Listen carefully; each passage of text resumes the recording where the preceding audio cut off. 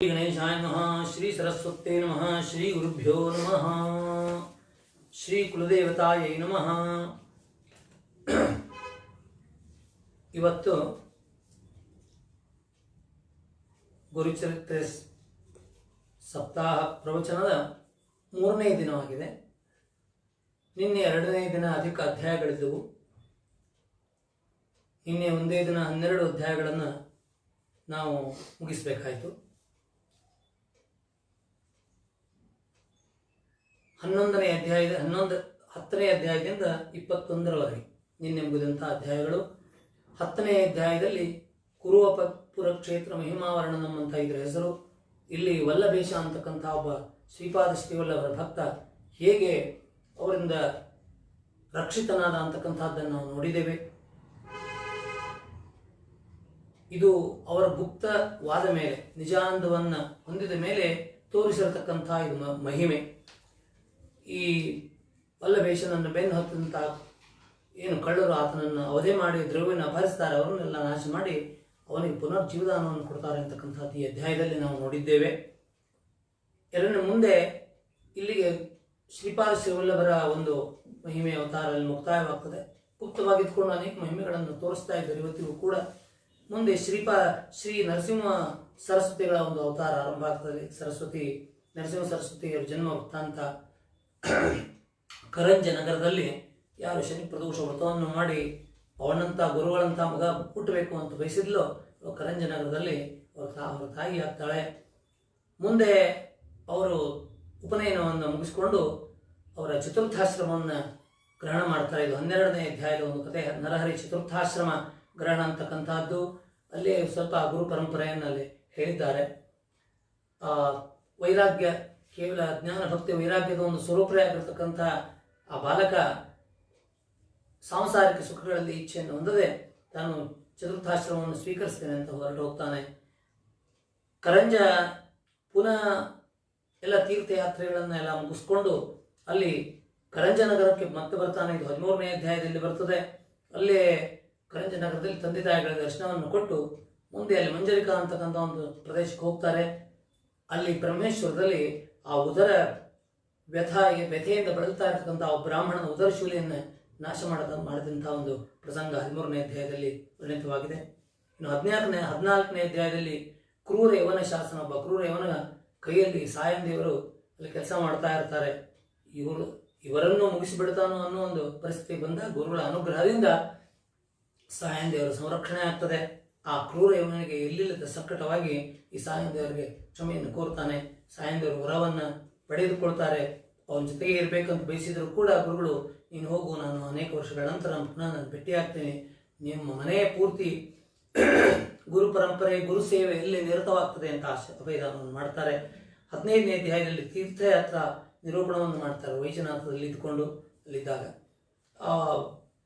ಅಲ್ಲಿದ್ದಾಗಲೇ ಬಂದಿರತಕ್ಕಂಥ ಒಬ್ಬ ಬ್ರಾಹ್ಮಣ, ಆತನ ವಿದ್ಯೆ ಅಪೂರ್ಣವಾಗಿರ್ತದೆ, ತಪಸ್ಸು ಅಂತಕ್ಕಂಥದ್ದು ಪೂರ್ಣವಾಗಿರುವುದಿಲ್ಲ. ಅಲ್ಲಿ ಆತನ ಗುರು ಶುಶ್ರೂಷೆಯ ಮಹತ್ವವನ್ನು ಹೇಳಿ ಗುರುಗಳನ್ನು ಹೇಗೆ ಒಲಿಸಿಕೊಳ್ಬೇಕು ಅನ್ನೋದನ್ನು ಹೇಳ್ತಾರೆ. ಗುರು ಶುಶ್ರೂಷಾ ಮಹಾತ್ಮ್ಯ ವರ್ಣನಂ ಅಂತಕ್ಕಂಥ ಹೆಸರು. ಇದು 16ನೇ ಅಧ್ಯಾಯದ ಕಥೆ. ಇನ್ನು 17ನೇ ಅಧ್ಯಾಯದಲ್ಲಿ ಭಿಲ್ಲವಡಿ ಸ್ಥಾನ ಮಹಿಮಾದ ವರ್ಣನೆಯನ್ನು ಮಾಡ್ತದೆ. ಆ ಮಂದಮತಿಯಾದ ದ್ವಿಜನನ್ನು ಯಾವ ರೀತಿ ಉದ್ಧಾರ ಮಾಡಿದ್ರು ಅಂತಕ್ಕಂಥ ಪ್ರಸಂಗ ಅಲ್ಲಿ ಇರ್ತದೆ. ಇನ್ನು ಇದು 17ನೇ ಅಧ್ಯಾಯ. 18ನೇ ಅಧ್ಯಾಯದಲ್ಲಿ ಅಮರಾಪುರ ಮಹಿಮಾವರ್ಣನಂ, ಅಲ್ಲೇ ದ್ವಿಜನ ದೈನ್ಯವನ್ನು ಅಲ್ಲಿ ದೂರ ಮಾಡ್ತಾರೆ.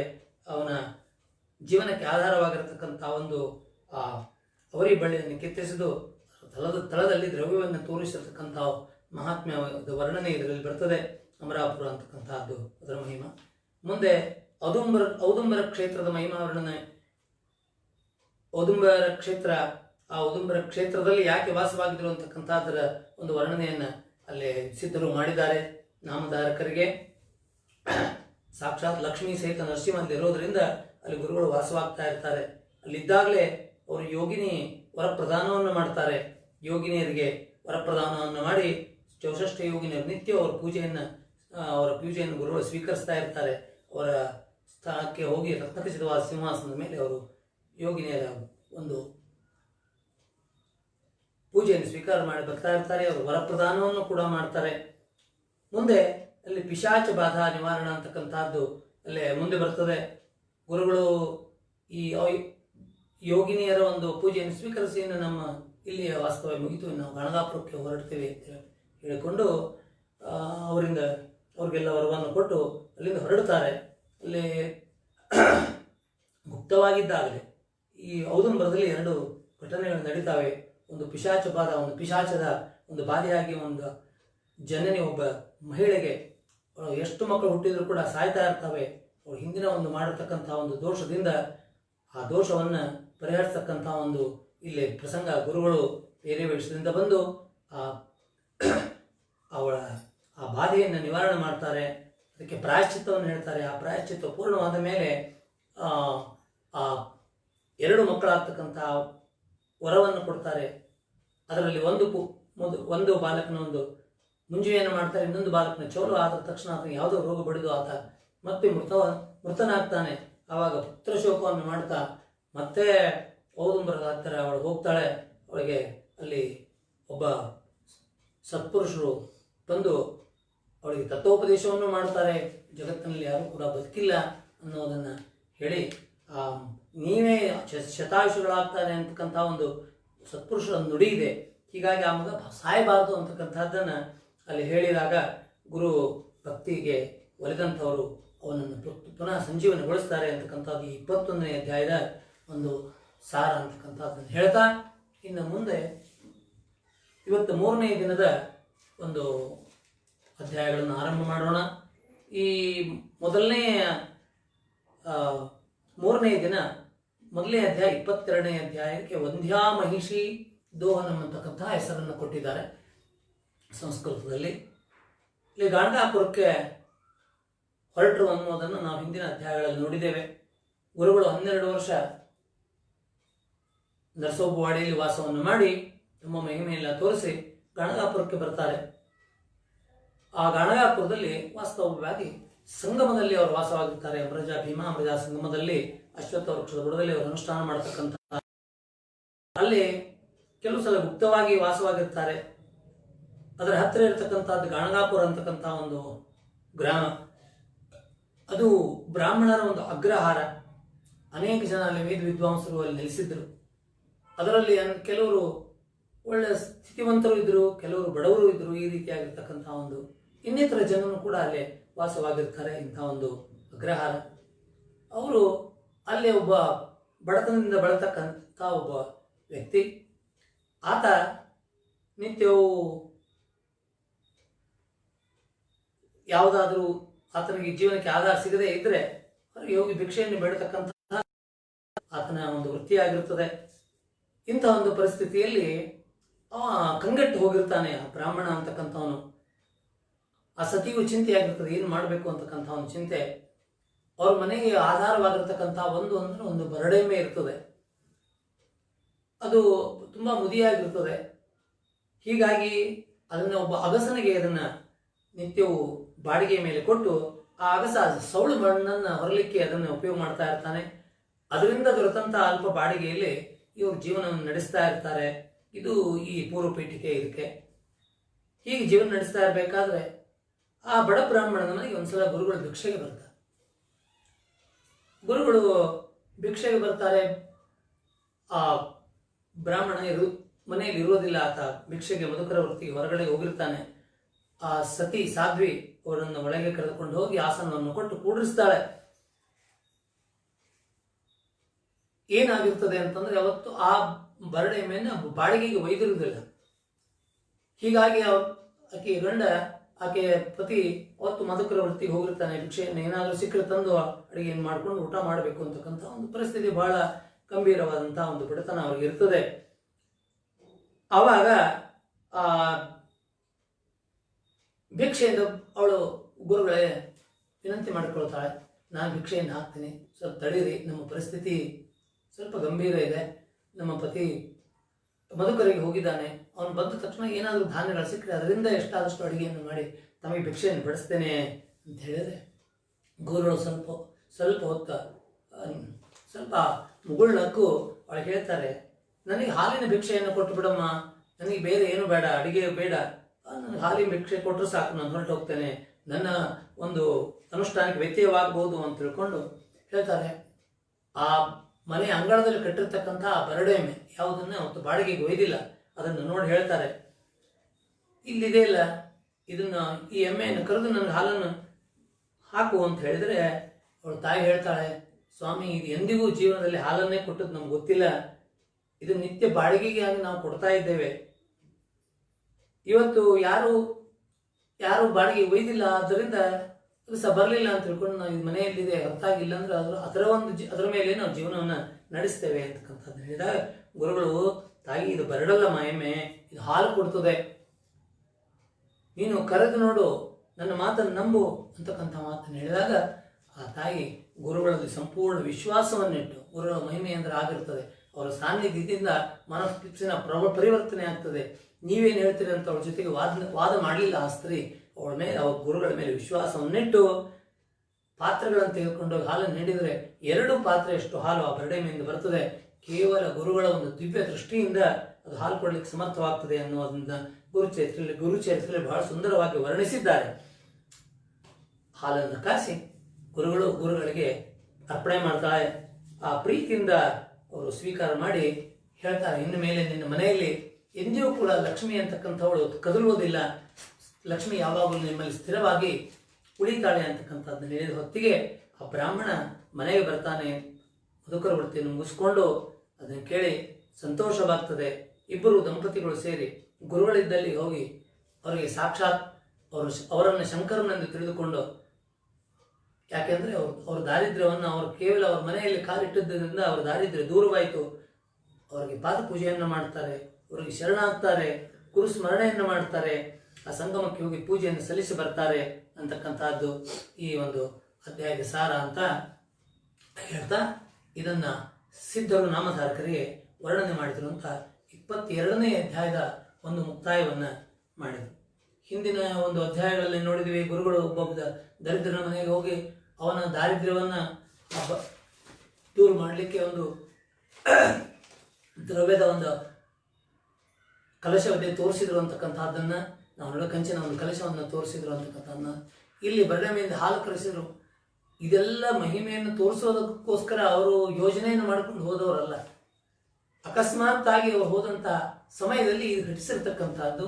ಆವಾಗ ಆ ದಾರಿದ್ರ್ಯವನ್ನು ನೋಡಲಾಗದೆ ತಮ್ಮ ಮಹಿಮೆಯನ್ನು, ತಮ್ಮ ಒಂದು ಯೋಗ ಪ್ರಭಾವವನ್ನು ಅವರು ತೋರಿಸಿದ್ರು ಅಷ್ಟೇ ಹೊರತಾಗಿ ಅದರ ಉದ್ದೇಶ, ಅದರ ಯೋಜನೆಯನ್ನು ಮಾಡಿಕೊಂಡು ಗುರುಗಳು ಊರು ಮನೆ ತಿರುಗಲಿಲ್ಲ ಅಂತಕ್ಕಂಥ ಮಾತನ್ನು ನಾವು ನೆನಪಿನಲ್ಲಿ ಇಟ್ಕೊಳ್ಬೇಕು. ಎಲ್ಲರ ಮನಸ್ಸಿನಲ್ಲಿ ಏನಾದರೂ ಸಂದೇಹಗಳು ಹೊರಡ್ತಾವೆ, ಆ ರೀತಿ ಸಾಧ್ಯವಿಲ್ಲ.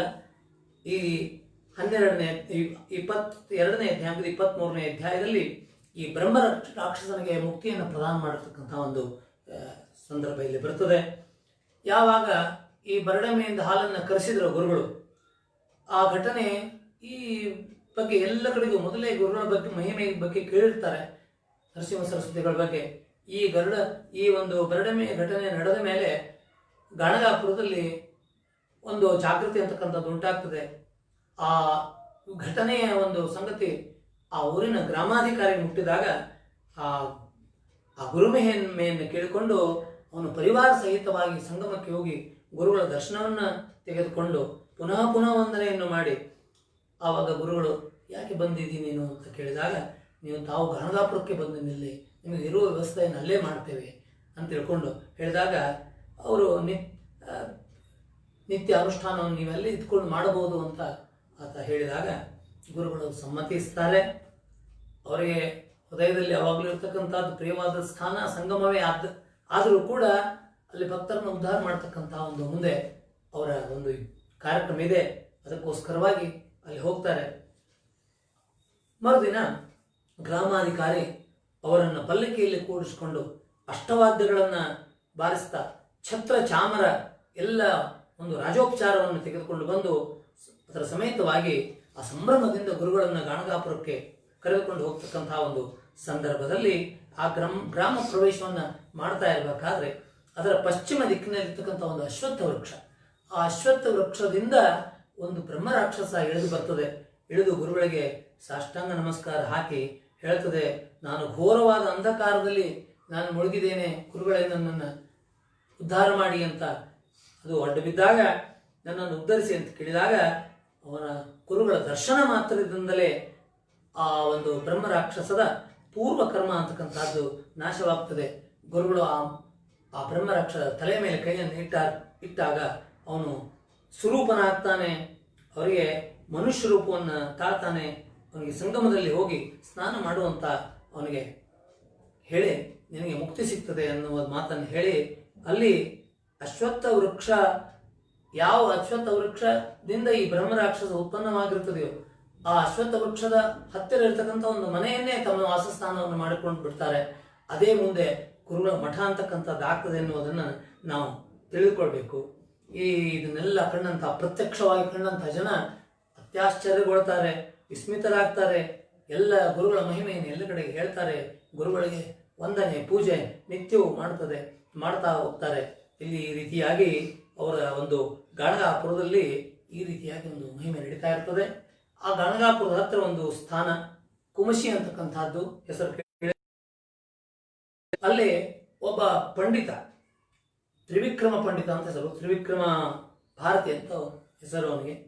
ಅವನು ತಪಸ್ವಿ, ಎಲ್ಲವನ್ನು ತೊರೆದು ಮಠ ಮಾನ್ಯಗಳೆಲ್ಲ ತೊರೆದು ಗೃಹ ತ್ಯಾಗವನ್ನು ಮಾಡಿ ಸನ್ಯಾಸ ಸ್ವೀಕರಿಸಿ ಅವನು ತಪಸ್ವಿಯಾಗಿರ್ತಾನೆ. ಮಹಾಪಂಡಿತ, ಎಲ್ಲ ಒಂದು ವೇದಶಾಸ್ತ್ರಗಳು ಅವನಿಗೆ ಬರ್ತಿರ್ತವೆ. ವೇದತ್ರಯ, ಎಲ್ಲ ವೇದಗಳು, ಋಗ್ವೇದ, ಯಜುರ್ವೇದ, ಸಾಮವೇದ ಎಲ್ಲ ವೇದಗಳನ್ನು ಅವನು ಅರ್ಥಕೊಂಡವನಾಗಿರ್ತಾನೆ, ಅಧ್ಯಯನ ಮಾಡಿದವನಾಗಿರ್ತಾನೆ. ವೇದಗಳನ್ನು ಅಧ್ಯಯನ ಮಾಡುವುದು ಬೇರೆ, ನಿತ್ಯ ಅನುಷ್ಠಾನ, ಪೂಜೆ, ಭಕ್ತಿ ಇದನ್ನು ಮಾಡತಕ್ಕಂಥದ್ದು ಬೇರೆ. ಸಾಕ್ಷಾತ್ ಶ್ರೇಷ್ಠ ಪಂಡಿತನಾಗಿದ್ರು ಕೂಡ ಆತ ನಿತ್ಯವೂ ಮಾಡ್ತಾ ಇರ್ತಾನೆ. ಇವನ ಆರಾಧ್ಯ ದೇವರು ಯಾರು ಅಂತ ಕೇಳಿದ್ರೆ ನರಸಿಂಹ. ಈ ನರಸಿಂಹ ಉಪಾಸಕನಾಗಿರ್ತಾನೆ ಈತ. ಆ ನರಸಿಂಹನ ಉಪಾಸಕನಾಗಿ ಇನ್ನು ಆಡಂಬರದ ಪೂಜೆಯನ್ನು ಮಾಡ್ತಾ ಇರುವುದಿಲ್ಲ, ಕೇವಲ ನಿತ್ಯವೂ ಕೂಡ ಮಾನಸ ಪೂಜೆಯನ್ನು ಮಾಡ್ತಾ ಇರ್ತಾನೆ. ಮನದಲ್ಲಿ ಧ್ಯಾನ ಮಾಡ್ತಾ ಮಾಡ್ತಾ ಮಾಡ್ತಾ ಮಾಡ್ತಾ ಒಂದು ದಿನ ಧ್ಯಾನಕ್ಕೆ ಕುಳಿತುಕೊಳ್ತಾನೆ. ಆ ಧ್ಯಾನ ಅಂತಕ್ಕಂಥದ್ದು ಹತ್ತುವುದಿಲ್ಲ. ಆ ಒಂದು ಘಟನೆಯನ್ನು ಮುಂದೆ ವರ್ಣನೆ ಮಾಡ್ತಾರೆ. ಆತನಲ್ಲಿರ್ತಕ್ಕಂಥ ಒಂದು ದೋಷ ಏನು ಅಂತ ಕೇಳಿದ್ರೆ, ಈತ ಗುರು ನಿಂದೆಯನ್ನು ಮಾಡ್ತಾ ಇರ್ತಾನೆ. ಏನು, ಈ ಗುರುಗಳಿಗೆಲ್ಲ ಯಾಕೆ ಈ ಮಹಿಮೆ ಬೇಕು? ಈ ಗುರುಗಳ ಒಂದು ಮಹಿಮೆಯನ್ನು ಅವನು ಕೇಳಿರ್ತಾನೆ ದೂರದಿಂದಲೇ. ಈ ಗುರುಗಳಾದವರು, ಸನ್ಯಾಸಿಗಳು, ಇವರಿಗೆಲ್ಲ ಯಾಕೆ ಈ ಮಹಿಮೆಯನ್ನು ತೋರಿಸ್ಬೇಕು? ಇವರೆಲ್ಲ ಆಡಂಬರದ ಜೀವನ ಯಾಕೆ ಬೇಕು? ಈ ರೀತಿಯಾಗಿ ಎಲ್ಲ ಬಂದವರು ಎದುರಿಗೆ ಒಂದ್ಸಲ ನಿಂದೆ ಮಾಡ್ತಾ ಇರ್ತಾನೆ. ಈ ಗುರುನಂದೆ ಅವನು ಮಾಡ್ತಾ ಇರ್ತಕ್ಕಂಥದ್ದು. ಶ್ರೇಷ್ಠ ಪಂಡಿತ,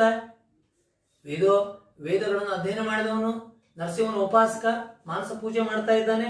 ಆದರೆ ಗುರುಗಳ ಬಗ್ಗೆ ವಿಚಾರ ಬಂದಾಗ ಅವರ ನಿಂದೆಯನ್ನು ಮಾಡ್ತಾನೆ, ಅವರ ಒಂದು ಅವಹೇಳನವನ್ನು ಮಾಡ್ತಾನೆ. ಇವರಿಗೆಲ್ಲ ಇದೆಲ್ಲ ಯಾಕೆ ಬೇಕು? ಲೀಲೆಯನ್ನು ತೋರಿಸಬಾರದು, ಹಾಗೆ ಹೀಗೆ ಎಲ್ಲ ಹೇಳ್ತಾ ಇರ್ತಾನೆ.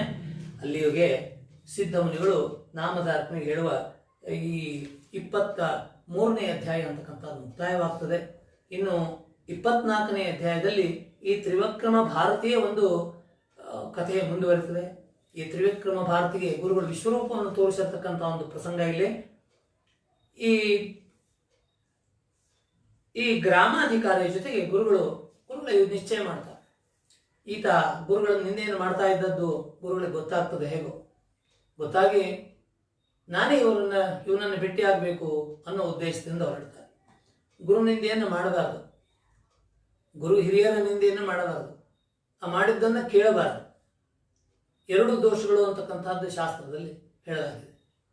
ಗುರುಗಳ ನಿಂದೆಯನ್ನು ಮಾಡಬಾರದು, ನಿಂದೆಯನ್ನು ಮಾಡಿದ ಕೇಳಬಾರದು, ಎರಡೂ ಅಷ್ಟೇ ಪಾಪ ಅಂತಕ್ಕಂಥದ್ದು ಶಾಸ್ತ್ರದಲ್ಲಿದೆ. ಆದರೆ ಈತ ಹೇಗೋ ದುರ್ದೈವದಿಂದ ಆ ಗುರುನಿಂದೆಗೆ ತೊಡಗುತ್ತಾನೆ. ಇದು ಗುರುಗಳಿಗೆ ಗೊತ್ತಾಗಿ ಇನ್ನು ತಾವೇ ಅಲ್ಲಿಗೆ ಹೋಗಬೇಕು ಅಂತ ಗಣಗಾಪುರದಿಂದ ಆ ಗ್ರಾಮಾಧಿಕಾರಿಯ ಜೊತೆಗೆ ಕುಮಶಿಗೆ ಬರ್ತಾನೆ. ಆ ಕುಮಶಿ ತ್ರಿವಿಕ್ರಮ ಅವನು ಇರುವಲ್ಲಿಗೆ ತಾವೇ ಬರ್ತಾನೆ. ಗುರುಗಳು ದೊಡ್ಡ ಮನಸ್ಸು ಅಂತಕ್ಕಂಥದ್ದಿದೆ. ಗುರುಗಳು ಎಂದಿಗೂ ಕೂಡ ಇಂತಲ್ಲಿ ಹೋಗಬಾರ್ದು ಅಂತಕ್ಕಂಥದ್ದನ್ನು ಅವರು ಯಾವುದು ಪ್ರತಿಷ್ಠೆಯ ವಿಷಯವನ್ನಾಗಿ ಮಾಡಲಿಲ್ಲ. ತನ್ನ ನಿಂದಕನ ಹತ್ರ ಕೂಡ ತಾವಾಗಿ ಹೋಗಿ ಅವನನ್ನು ಉದ್ಧಾರ ಮಾಡಿ ಬರ್ತಾರೆ. ಇದಂಥ ದೊಡ್ಡ ಮನಸ್ಸು. ಅವನನ್ನು ನಿಂದೆ ಮಾಡ್ತಾನೆ, ಅವನ ಹೆಸರು ತೆಗಿಬೇಡ ಅಂತಕ್ಕಂಥದ್ದನ್ನು ಯಾರ ಹತ್ರ ಹೇಳಿಲ್ಲ. ಸಾಮಾನ್ಯ ಮನುಷ್ಯರಲ್ಲಿ ಬರ್ತಕ್ಕಂಥ ಏನು ಸಣ್ಣ ವಿಚಾರಗಳಿವೆಯೋ ಆ ವಿಚಾರಗಳು ಎಂದೂ ಕೂಡ ಗುರುಗಳಲ್ಲಿ ಬರಲಿಲ್ಲ ಅಂತಕ್ಕಂಥದ್ದನ್ನು ಗುರುಚರಿತ್ರೆ ಆಮೂಲಾಗ್ರ ಒಂದು ಅಧ್ಯಯನದಿಂದ ನಮ್ಗೆ ಗೊತ್ತಾಗ್ತದೆ. ಇಲ್ಲಿ ಗ್ರಾಮಾಧಿಕಾರಿಯ ಜೊತೆಗೆ ಕುಂಶಿಗೆ ತ್ರಿವಿಕ್ರಮ ಪಂಡಿತ ತ್ರಿವಿಕ್ರಮ ಪಂಡಿತರವರಲ್ಲಿಗೆ ಗ್ರಾಮಾಧಿಕಾರಿಯ ಜೊತೆಗೆ ಇವರು ಗುರುಗಳು ಬರ್ತಾರೆ. ಅಲ್ಲಿ ಯಾವ ರೀತಿ ಗ್ರಾಮಾಧಿಕಾರಿ ಅಂತಂದ್ರೆ ಅವರಿಗೆ ಛತ್ರ ಚಾಮರ ರಾಜೋಪಚಾರಗಳಿಂದ ಹಿಂದೆ ಯಾವ ರೀತಿ ಅವರನ್ನ ಗಾಣಗಾಪುರಕ್ಕೆ ಕರೆದೊಯ್ದನೋ ಅದೇ ರೀತಿಯಾಗಿ ಇಲ್ಲಿ ಕರೆದುಕೊಂಡು ಬಂದಿದ್ದಾನೆ. ಅವನು ಸೈನಿಕರು ಬಂದಿದ್ದಾರೆ, ವಾದ್ಯ ಘೋಷ ಆಗ್ತಾ ಇದೆ, ವಾದ್ಯ ವೈಭವದೊಂದಿಗೆ ಬರ್ತಾನೆ. ಛತ್ರ ಚಾಮರಾದಿಗಳನ್ನ ತೆಗೆದುಕೊಂಡು ಪಲ್ಲಕ್ಕಿಯಲ್ಲೇ ಕೂಡಿಸಿಕೊಂಡು ಬರ್ತಾನೆ. ಯಾವ ಹೊತ್ತಿಗೆ ಈತನ ಮಾನಸ ಪೂಜೆ ನಡೀತಾ ಇರ್ತದೆ. ಈ ತ್ರಿವಿಕ್ರಮ ಪಂಡಿತನ ಒಂದು ಮಾನಸ ಪೂಜೆ ಮಾಡುವ ಒಂದು ಸಮಯದಲ್ಲಿ ಅಲ್ಲಿ ಬರ್ತಾರೆ. ಆ ತ್ರಿವಿಕ್ರಮ ಭಾರತಿ ಯಾವ ಧ್ಯಾನವನ್ನು ಮಾಡ್ತಾ ಇರ್ತಾನೆ, ಯಾವಾಗಲೂ ನರಸಿಂಹಮೂರ್ತಿ ಧ್ಯಾನವನ್ನು ಮಾಡ್ತಾ ಇರ್ತಾನೆ. ಆ ಎಷ್ಟು ಧ್ಯಾನ ಮಾಡಿದರೂ ಕೂಡ ಇವತ್ತು ಆತನ ಮನಸ್ಸಿನಲ್ಲಿ ನರಸಿಂಹಮೂರ್ತಿಯ ಆವಿರ್ಭಾವವೇ ಆತನ ಮನಸ್ಸಿನಲ್ಲಿ ಆಗೋದು. ಬಹಳಷ್ಟು ಪ್ರಯತ್ನ ಮಾಡ್ತಾನೆ. ಮನಸ್ಸು ಬಹಳಷ್ಟು ಚಾಂಚಲ್ಯ ಹೋದಾಗ ಯಾವ ವಸ್ತು, ಯಾವ ಆಧ್ಯಾತ್ಮಿಕ ವಿಚಾರವಾಗಲಿ ಭಗವದ್ ರೂಪವಾಗಲಿ ಮನಸ್ಸಿನಲ್ಲಿ ನಿಲ್ಲುವುದಿಲ್ಲ ಅನ್ನೋದಕ್ಕೆ ಇದೊಂದು ಉದಾಹರಣೆ. ಯಾಕೆಂದ್ರೆ ಈತ ಎಷ್ಟೊಂದು ಶುಚಿರ್ಭೂತನಾಗಿದ್ದರೂ ಕೂಡ ಗುರುನಿಂದೆ ಅಂತಕ್ಕಂಥ ಒಂದು ದೋಷ ಅವನ ಮನಸ್ಸಿನಲ್ಲಿ ಅವನಲ್ಲಿ ಇರೋದ್ರಿಂದ ಮನಸ್ಸು ಅಂತಕ್ಕಂಥದ್ದು ಕಲುಷಿತವಾಗಿ ಹೋಗ್ತದೆ. ಆತನ ಮನಸ್ಸಿನಲ್ಲಿ ಮೊದಲಿನಿಂದಲೇ ಎಂದಿನಿಂದ ಗುರುನಿಂದೆ ಮಾಡ್ಲಿಕ್ಕೆ ಆರಂಭ ಮಾಡಿದಾನೆ, ಆತನ ಮನಸ್ಸು ನಿಲ್ತಾ ಇಲ್ಲ. ಇವತ್ತಂತೂ ಸಂಪೂರ್ಣವಾಗಿ ಆ ನರಸಿಂಹಮೂರ್ತಿ ಅವನ ಮನಸ್ಸಿನಿಂದ ಹೊರಟು ಹೋಗ್ತದೆ. ತುಂಬಾ ಚಿಂತೆ ಆಗ್ತದೆ. ನಾನು ನಿತ್ಯ ಪೂಜೆ ಮಾಡ್ತಕ್ಕಂಥವನು, ಆ ನರಸಿಂಹಮೂರ್ತಿ ಪ್ರತ್ಯಕ್ಷವಾಗದೇ ಇದ್ದರೆ ಮನಸ್ಸಿನಲ್ಲಿ ಹೇಗೆ ನಾನು ಪೂಜೆ ಮಾಡುವುದು ಚಿಂತೆ ಆಗುತ್ತಿಗೆ ಆ ಗುರುಗಳ ಬರುವ ಒಂದು ಸೂಚನೆ ಆಗ್ತದೆ. ವಾದ್ಯ ವೈಭವಗಳ ಅದು ಊದಿಸ್ತಾ ಬಾರಿಸ್ತಾ ಬರ್ತಾರೆ. ಅದರ ಒಂದು ಸಪ್ಪಳಕ್ಕೆ ಆತನಿಗೆ ಎತ್ತು ನೋಡ್ತಾನೆ. ಹೊರಗಡೆ ಹೋಗಿ ಏನು ಅಂತ ಅಲ್ಲಿ ಹೊರಗೆ ಬಂದು ನೋಡ್ತಾನೆ. ಆ ಪಲ್ಲಕ್ಕಿಯಲ್ಲಿ ಗುರುಗಳು ಕೂತು ಬರ್ತಾ ಇರ್ತಾರೆ. ಆ ಪಲ್ಲಕ್ಕಿಯಲ್ಲಿ ಕೂತಂತಹ ಗುರುಗಳು ಈತನಿಗೆ ನರಸಿಂಹ ಮೂರ್ತಿಯಾಗಿ ಕಾಣಿಸ್ತಾರೆ. ಧಾವಿಸ್ತಾ ಹೋಗಿ ಅಲ್ಲಿ ಅವರ ಪಾದಗಳಿಗೆ ಬಿದ್ದು ತನ್ನ ಕ್ಷಮೆಯನ್ನು ಕೇಳ್ಕೊಳ್ತಾನೆ. ಅಲ್ಲಿದ್ದಂತಹ ಎಲ್ಲ ಏನು ಸೈನಿಕರಿದ್ರು ಅವರು ಕೂಡ ಅಲ್ಲಿ ದಂಡಧಾರಿಗಳಾಗಿ ಗುರುಗಳ ಒಂದು ರೂಪದಲ್ಲಿ ಕಾಣಿಸ್ತಾರೆ. ಒಂದು ಕ್ಷಣ ನರಸಿಂಹ, ಒಂದು ಕ್ಷಣ ಗುರುಗಳು. ಇದನ್ನು ನೋಡಿ ಅವನಿಗೆ ಯಾವುದು ನಂಬಬೇಕು, ಯಾರು ಗುರುಗಳು ಯಾರು ಶಿಷ್ಯರು ಅಂತಕ್ಕಂಥದ್ದೇ ಅರ್ಥವಾಗದಂತಹ ಒಂದು ಪರಿಸ್ಥಿತಿ ಬರ್ತದೆ. ಅದ್ಭುತವಾದಂತಹ ಇದು ಅತ್ಯಾಶ್ಚರ್ಯಗೊಳ್ತಾನೆ. ಆತ ಗುರುಚರಣಗಳಲ್ಲಿ ಶರಣಾಗ್ತಾನೆ. ದಂಡಧಾರಿ ಯತಿಗಳಂತೆ ಎಲ್ಲರೂ ಕಂಡಾಗ ಆತ ಗುರು ಶಿಷ್ಯರು ಯಾರು ಅಂತಕ್ಕಂಥದ್ದನ್ನು ಅವನು ಭೇದ ಮಾಡೋದೇನು ಗೊತ್ತಾಗುವುದಿಲ್ಲ. ಅಂಥ ಪರಿಸ್ಥಿತಿಯಲ್ಲಿ ಪ್ರಾರ್ಥನೆ ಮಾಡಿಕೊಳ್ತಾನೆ. ಸ್ವಾಮಿ ತಮ್ಮ ನಿಜವಾದ ರೂಪವನ್ನು ತೋರಿಸಿ ಅಂತ ಹೇಳಿದಾಗ ಹೇಳುವುದ್ರ ಜೊತೆಗೆ ನಾನು ನಿಂದಿಸಿದ್ದಕ್ಕೆ ನೀವು ಕ್ಷಮೆ ಮಾಡಿ ಅಂತ ಹೇಳ್ಕೊಂಡು ಕ್ಷಮೆಯನ್ನು ಯಾಚನೆ ಮಾಡ್ಕೊಳ್ತಾನೆ. ನಿನ್ನ ಭಕ್ತಿಯನ್ನು ಪರೀಕ್ಷಿಸ್ಲಿಕ್ಕೆ ನಾವು ಬಂದಿದ್ದೇವೆ, ನಿನ್ನ ಮನಸ್ಸು ಎಷ್ಟು ಸ್ಥಿರವಾಗಿದೆ ಅಂತ ನೋಡ್ಲಿಕ್ಕೆ ನಾವು ಬಂದಿದ್ದೇವೆ, ನೀನು ನಿಂದೆ ಮಾಡಿದೆ ಅಂತ ಪ್ರತಿನಿಂದೆಯನ್ನು ಮಾಡ್ಲಿಕ್ಕಲ್ಲ ಅಂತ ಹೇಳ್ಕೊಂಡು ಹೇಳಿ ಗುರುಗಳು ಉದ್ಧಾರ ಮಾಡ್ತಕ್ಕಂಥವ್ರು ಯಾವಾಗಲೂ ಇಂಥ ಸಣ್ಣ ಪುಟ್ಟ ತಾಯಿ ಸಣ್ಣ ಪುಟ್ಟ ದೋಷವನ್ನು ಮಾಡಿದರೆ ಮಗುವಿನ ದೋಷಗಳನ್ನು ಯಾವ ರೀತಿ ಅವರು ಪರಿಗಣಿಸುವುದಿಲ್ಲವೋ ಅದೇ ರೀತಿಯಾಗಿ ಗುರುಗಳು ಇವ ಯಾವುದನ್ನು ಪರಿಗಣಿಸದೆ ಆತನನ್ನು ಉದ್ಧಾರ ಮಾಡ್ತಾರೆ. ಅಲ್ಲಿಗೆ ಈ ಕುಂಶಿ ಅಂತಕ್ಕಂಥ ಒಂದು ಏನು ಸ್ಥಾನ ಇದೆ ಅದು ಕರ್ನಾಟಕದಲ್ಲಿ ಇದೆ. ವಿಶೇಷ ಅಂದರೆ ಈ ಅನೇಕ ಸ್ಥಳಗಳಲ್ಲೇ ಕೆಲವೊಂದು ಪ್ರಸಿದ್ಧ ಸ್ಥಳಗಳು, ಕೆಲವೊಂದು ಅಷ್ಟೊಂದು ಪ್ರಸಿದ್ಧ ಅಲ್ಲದಂಥ ಸ್ಥಳಗಳು ಇಲ್ಲಿ ಉಲ್ಲೇಖ ಅಂತಕ್ಕಂಥದ್ದು ಬರ್ತದೆ. ನಿನ್ನೆ ಕಾರಂಜಿ ನಗರದ ಬಗ್ಗೆ ಹೇಳ್ತಾ ಇದ್ದೆ. ಕುಂಶಿ ಅಂತಕ್ಕಂಥ ಒಂದು ಸ್ಥಾನ, ಆ ಕುಂಶಿ ಸ್ಥಾನ ಇದೆ ಈ ಗಣಗಾಪುರದಿಂದ ಹೆಚ್ಚು ಕಡಿಮೆ 18 ಕಿಲೋಮೀಟರ್. ಅಲ್ಲಿ ಹೋಗಿ ಬಂದವರು ಬಹುಶಃ ಇದ್ರ ಬಗ್ಗೆ ಹೆಚ್ಚಿಗೆ ಮಾಹಿತಿ ಇದೆ. ಗುಲ್ಬರ್ಗಾ ವಿಭಾಗಕ್ಕೆ ಸೇರಿರ್ತಕ್ಕಂಥದ್ದು ವಿಜಾಪುರ ಜಿಲ್ಲೆಯ ಒಂದು ಸಿಂದಗಿ ತಾಲೂಕಿನ ಒಂದು ಇದು ಸ್ಥಾನವಾಗಿದ್ದು, ಇದು ಯಾಕೆ ಅಷ್ಟೊಂದು ಮಹತ್ವದ್ದು ಅಂತ ಕೇಳಿದ್ರೆ ಗುರುಗಳು ವಿಶ್ವರೂಪವನ್ನು ತೋರಿಸಿರ್ತಕ್ಕಂಥ ಇದು ಸ್ಥಾನ. ನಮ್ಮ ಪುರಾಣ ಇತಿಹಾಸಗಳಲ್ಲಿ ವಿಶ್ವರೂಪವನ್ನು ತೋರಿಸಿದ್ದು ಸಾಮಾನ್ಯವಾಗಿ ಎರಡೇ. ಒಂದು ಯುದ್ಧ ಕ್ಷೇತ್ರದಲ್ಲಿ ಶ್ರೀಕೃಷ್ಣ ವಿಶ್ವರೂಪವನ್ನು ತೋರಿಸಿದ ಅರ್ಜುನನಿಗೆ ಅಂತದ್ದನ್ನು ನಾವು ನೋಡ್ತೇವೆ. ಇನ್ನೊಂದು ವಿಶ್ವರೂಪವನ್ನು ತೋರಿಸಿದ್ದು ಇದನ್ನು ಹೆಚ್ಚು ಪ್ರಸಿದ್ಧಿ ಆಗಿಲ್ಲ. ಗುರುಗಳು ಈ ಕ್ಷೇತ್ರಕ್ಕೆ ನೀವು ಹೋದರೆ ಅಲ್ಲಿ ವಿಶ್ವರೂಪ ದರ್ಶನ ಸ್ಥಳ ಅಂತಲೇ ನೀವು ಫಲಕವನ್ನು ನೋಡ್ತೀರಾ. ಈ ಊರಿಗೆ ಹೋದರೆ ಶ್ರೀ ಕ್ಷೇತ್ರ ಕುಂಶಿ, ಶ್ರೀ ದತ್ತಕ್ಷೇತ್ರ ಕುಂಶಿ ಅಂತಲೇ ದೊಡ್ಡ ಫಲಕವನ್ನು ನೀವು ನೋಡ್ತೀರಾ. ಅಲ್ಲಿ ತ್ರಿವಿಕ್ರಮ ಪಂಡಿತನ ಸಮಾಧಿ ಕೂಡ ಇದೆ. ಅದೇ ರೀತಿಯಾಗಿ ದತ್ತಪಾದುಕೆಗಳು ಆ ಶಿವಲಿಂಗದ ಜೊತೆಗೆ ಅಲ್ಲಿ ರಾರಾಜಿಸ್ತವೆ. ದಯವಿಟ್ಟು ಅಲ್ಲಿ ಹೋದಾಗ ಈ ಎರಡು ಸ್ಥಾನಗಳನ್ನು ನೋಡಿಕೊಂಡು ಬರಬೇಕು. ಯಾಕಂದರೆ ಗುರುಗಳು ವಿಶ್ವರೂಪವನ್ನು ತೋರಿಸಿರ್ತಕ್ಕಂಥ ಒಂದು ಸ್ಥಾನ ಈ 24ನೇ ಅಧ್ಯಾಯದಲ್ಲಿ ಇದು ಬಂದಿರತಕ್ಕಂಥದ್ದು. ಇಲ್ಲಿಗೆ ಆಗಮಿಸಿದ್ದನ್ನು ಯಾಕೆ ನಾವು ಬಂದಿದ್ದೇವೆ ಅನ್ನೋದನ್ನು ಗುರುಗಳು ಹೇಳಿ ಅತ್ಯಂತ ಸಂತೋಷಚಿತ್ತರಾಗಿ ಆವಾಗ ಸಂಪೂರ್ಣವಾಗಿ ಗುರುಗಳಿಗೆ ಶರಣಾರ್ಥನಾಗ್ತಾನೆ ಆತ ಗುರು ಕೃಪೆಯಿಂದ ಮುಂದೆ ಪರಮ ಪುರುಷಾರ್ಥವನ್ನು ಆತ ಹೊಂದುತ್ತಾನೆ ಅಂತಕ್ಕಂಥದ್ದನ್ನು ನಾವು ಇಲ್ಲಿ ನೋಡ್ತೇವೆ. ಅಲ್ಲಿಂದ ಪುನಃ ಗಾಣಗಾಪುರಕ್ಕೆ ಗುರುಗಳು ಹಿಂದಿರುಗುತ್ತಾರೆ. ಇಲ್ಲಿಯವರೆಗೆ 24ನೇ ಅಧ್ಯಾಯದ ಒಂದು ಕಥೆ ಅಂತಕ್ಕಂಥ ಮುಕ್ತಾಯವಾಗ್ತದೆ. ಗುರುಚರಿತ್ರೆ ಒಂದು ಕಡೆಗೆ ಅವರ ಕಥೆ, ಇನ್ನೊಂದು ಕಡೆಗೆ ಅವರು ತಮ್ಮ ಮಹಿಮೆಯನ್ನು ತೋರ್ತಾ ಏನನ್ನು ನಮಗೆ ತಿಳಿಸಿದ್ರು ಅಂತಕ್ಕಂಥದ್ದು ಕೂಡ ಇದರಲ್ಲಿ ಇದೆ ಅಂತಕ್ಕಂಥದ್ದನ್ನು ನಾವು ನೋಡಿದ್ವಿ. ಯಾವ ರೀತಿಯಾಗಿ ನಿಂದಕರನ್ನು ಕೂಡ ಅವರು ಹೀಯಾಳಿಸ್ತೇವೆ, ನಿಂದಕರಿಗೂ ಕೂಡ ಉದ್ಧಾರ ಮಾಡಿದ್ರು, ನಿಂದಕರಿಗೂ ಉದ್ಧಾರಕರಾದಂಥವರು ನಮ್ಮ ಗುರುಗಳು ಅಂತಕ್ಕಂಥದ್ದು ನೆನಪಿಟ್ಕೊಳ್ಬೇಕು. ಇದರ ಮುಂದಿನ ಒಂದು ಅಧ್ಯಾಯವೇ ವಿಪ್ರ ಆತ್ಮ ಪ್ರಶಂಸಾ ಅಂತಕ್ಕಂಥದ್ದು. ಇದು 20ನೇ ಅಧ್ಯಾಯ, 25ನೇ ಅಧ್ಯಾಯ. ಅಲ್ಲೇ ವಿದುರಾ ನಗರದಲ್ಲಿ ಯವನ ರಾಜ ಒಬ್ಬ ಇರ್ತಾನೆ. ಆತ ಆಚರಣೆ ಅಷ್ಟು ಒಳ್ಳೆಯದಿರುವುದಿಲ್ಲ, ಅತ್ಯಂತ ಕ್ರೂರ ಆಚರಣೆ ಒಂದು. ಅದು ದೇವ ಬ್ರಹ್ಮ ದ್ವೇಷಿ ಅಂತಂತಂದ್ರೆ ತಪ್ಪಿಲ್ಲ. ಬ್ರಹ್ಮ ಅಂದರೆ ವೇದ ಅಂತ ಅರ್ಥ. ಬ್ರಹ್ಮ ಅಂತಕ್ಕಂಥ ವೇದ, ಅದನ್ನು ಅಧ್ಯಯನ ಮಾಡ್ಕೊಂಡು ಬ್ರಾಹ್ಮಣರು ಈ ರೀತಿಯಾಗಿ ಆ ಬ್ರಹ್ಮ ದ್ವೇಷಿ ವೇದಗಳನ್ನು ದ್ವೇಷ ಮಾಡ್ತಕ್ಕಂಥವನು. ಯವನ ರಾಜರೆಲ್ಲ ಆ ರೀತಿಯಾಗಿಲ್ಲ. ದಾರಾಶುಕು ಅಂತಕ್ಕಂಥವನನ್ನು ನೀವು ಇತಿಹಾಸದಲ್ಲಿ ಕೇಳಿದರೆ ಆತನ ಬಗ್ಗೆ ಆತ ಉಪನಿಷತ್ತು ಭಗವದ್ಗೀತೆ ಎಲ್ಲ ಭಾರತೀಯ ಏನು ಶಾಸ್ತ್ರ ಗ್ರಂಥಗಳಿವೆ, ಸಂಸ್ಕೃತವನ್ನು ಓದಿ ಅವುಗಳನ್ನೆಲ್ಲ ಅಧ್ಯಯನ ಮಾಡಿದಂತಕ್ಕಂಥದ್ದು ಇತಿಹಾಸ, ಅದನ್ನು ಬರೀಲಿಕ್ಕೆ ಸಾಧ್ಯವಿಲ್ಲ. ಈತ ಮಾತ್ರ ಈ ರೀತಿಯಾಗಿ ಬ್ರಹ್ಮದ್ವೇಷಿಯಾಗಿದ್ದುಕೊಂಡು ಅವನು ಏನು ಮಾಡ್ತಾ ಇದ್ದ, ಹಿಂಸಾ ವೃತ್ತಿಯಲ್ಲಿ ತೊಡಗಿದ್ದ, ಜನರನ್ನು ಹಿಂಸೆ ಮಾಡ್ತಕ್ಕಂಥದ್ದು, ಅನಾಚಾರ ಈ ರೀತಿಯಾಗಿ ಮಾಡ್ತಾ ಇರ್ತಕ್ಕಂಥದ್ದು. ಅವನು ಧನದಾಸೆ. ಬ್ರಹ್ಮದ್ವೇಷಿ ಅಂದ್ರೆ ಯಾವ ರೀತಿ ಮಾಡ್ತಾ ಇದ್ದ, ಧನದಾಸೆಯನ್ನು ತೋರಿಸಿ ಜನರಿಗೆ ಅವರಿಂದ ವೇದವನ್ನು ಹೇಳಿಸ್ತಕ್ಕಂಥ, ಅವನಲ್ಲಿ ಅದರಿಂದ ಏನೋ ಒಂದಿದೆ, ಅದನ್ನು ಕಂಡು ಅಪಹಾಸ್ಯ ಮಾಡತಕ್ಕಂಥದ್ದು. ಈ ರೀತಿಯಾಗಿ ಮಾಡಿ ದ್ವೇಷ ಅಂದ್ರೆ ಇದೆ. ದ್ವೇಷ ಒಳಗೆ ಇರತಕ್ಕಂಥ ದ್ವೇಷ, ಅದನ್ನು ಹೊರಗೆ ವ್ಯಕ್ತಪಡಿಸ್ತಕ್ಕಂಥದ್ದು ಈ ರೀತಿಯಾಗಿ ಆತ ಮಾಡ್ತಾ ಇರ್ತಾನೆ. ಬ್ರಾಹ್ಮಣರಿಂದ ವೇದಶಾಸ್ತ್ರಗಳನ್ನು ಹೇಳಿಸಿ ಆತ ಅದರ ಅಪಹಾಸ್ಯವನ್ನು ಮಾಡ್ತಕ್ಕಂಥದ್ದು. ಅದೇ ಸಮಯಕ್ಕೆ ಉತ್ತರ ದೇಶದಿಂದ ಇಬ್ಬರು ವಿದ್ವಾಂಸರು ಪಂಡಿತರು ಬರ್ತಾರೆ.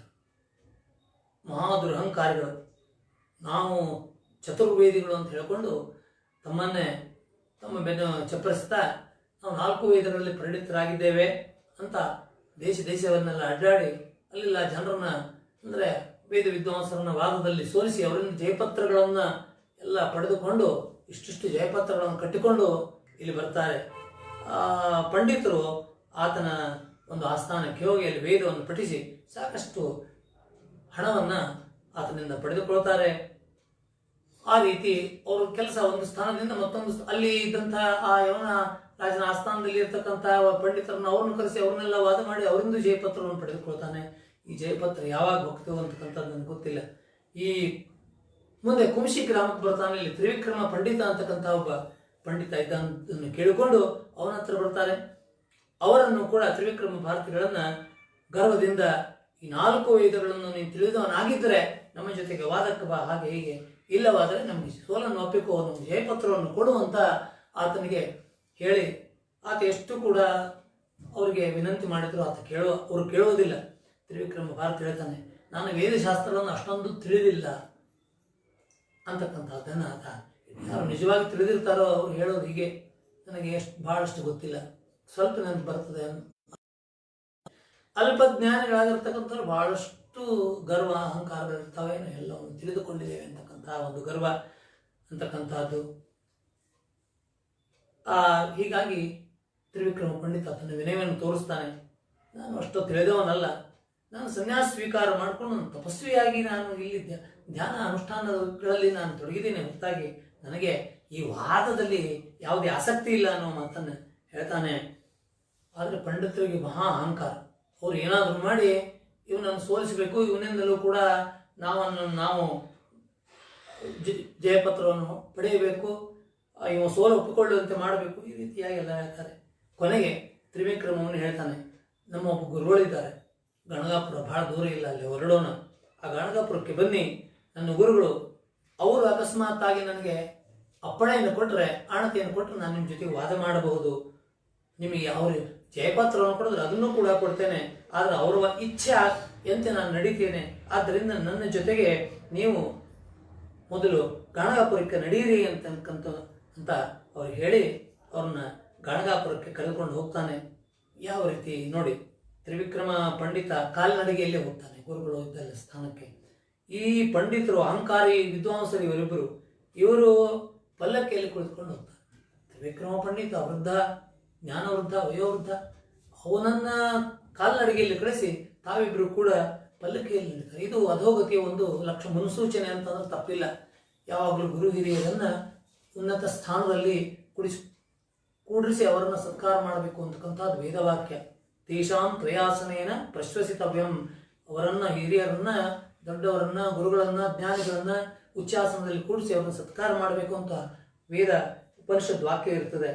ಆದರೆ ನೋಡಿ ಎಂಥ ದುರ್ದೈವ, ಅವರಿಗೆ ಅಪಮಾನವನ್ನು ಮಾಡ್ತಾನೆ. ಅವರು ಸನ್ಯಾಸಿಗಳು, ಉಪಾಸಕರು, ತಪಸ್ವಿಗಳು, ಅವರನ್ನ ಕಾಲ್ನಡಿಗೆಯಲ್ಲಿ ನಡೆಸಿ ತಾವು ಪಲ್ಲಕ್ಕಿಯಲ್ಲಿ ಕುಳಿತುಕೊಂಡು ಹೋಗ್ತಾರೆ ಇಬ್ಬರು ಬ್ರಾಹ್ಮಣರು. ಈ ರೀತಿಯಾಗಿ ಮಾಡಿದರೆ ಯಾಕೆ ನಾ ಮಾತನ್ನು ಹೇಳ್ತಾ ಇದ್ದೆ, ಹಿರಿಯರಿಗೆ ಗೌರವ ಕೊಡದೇ ಇದ್ರಿ, ಅವರು ಉಚ್ಚಾಸನದಲ್ಲಿ ಕೂಡದೇ ಇದ್ರೆ, ಅವರು ಸಮವಾದ ಆಸನದಲ್ಲಿ ಕೂಡ ಕುಳಿತುಕೊಳ್ಬಾರ್ದು, ಅವ್ರ ಮೇಲೆ ಕುಳಿತು ನಾವು ಕೆಳಗೆ ಕುಳಿತಬೇಕು. ಇದನ್ನು ಭಾರತೀಯ ಸಂಸ್ಕೃತಿ ಅಂತಕ್ಕಂಥದ್ದನ್ನ ನಾವು ಅರ್ಥ ಮಾಡಿಕೊಳ್ಳಬೇಕು.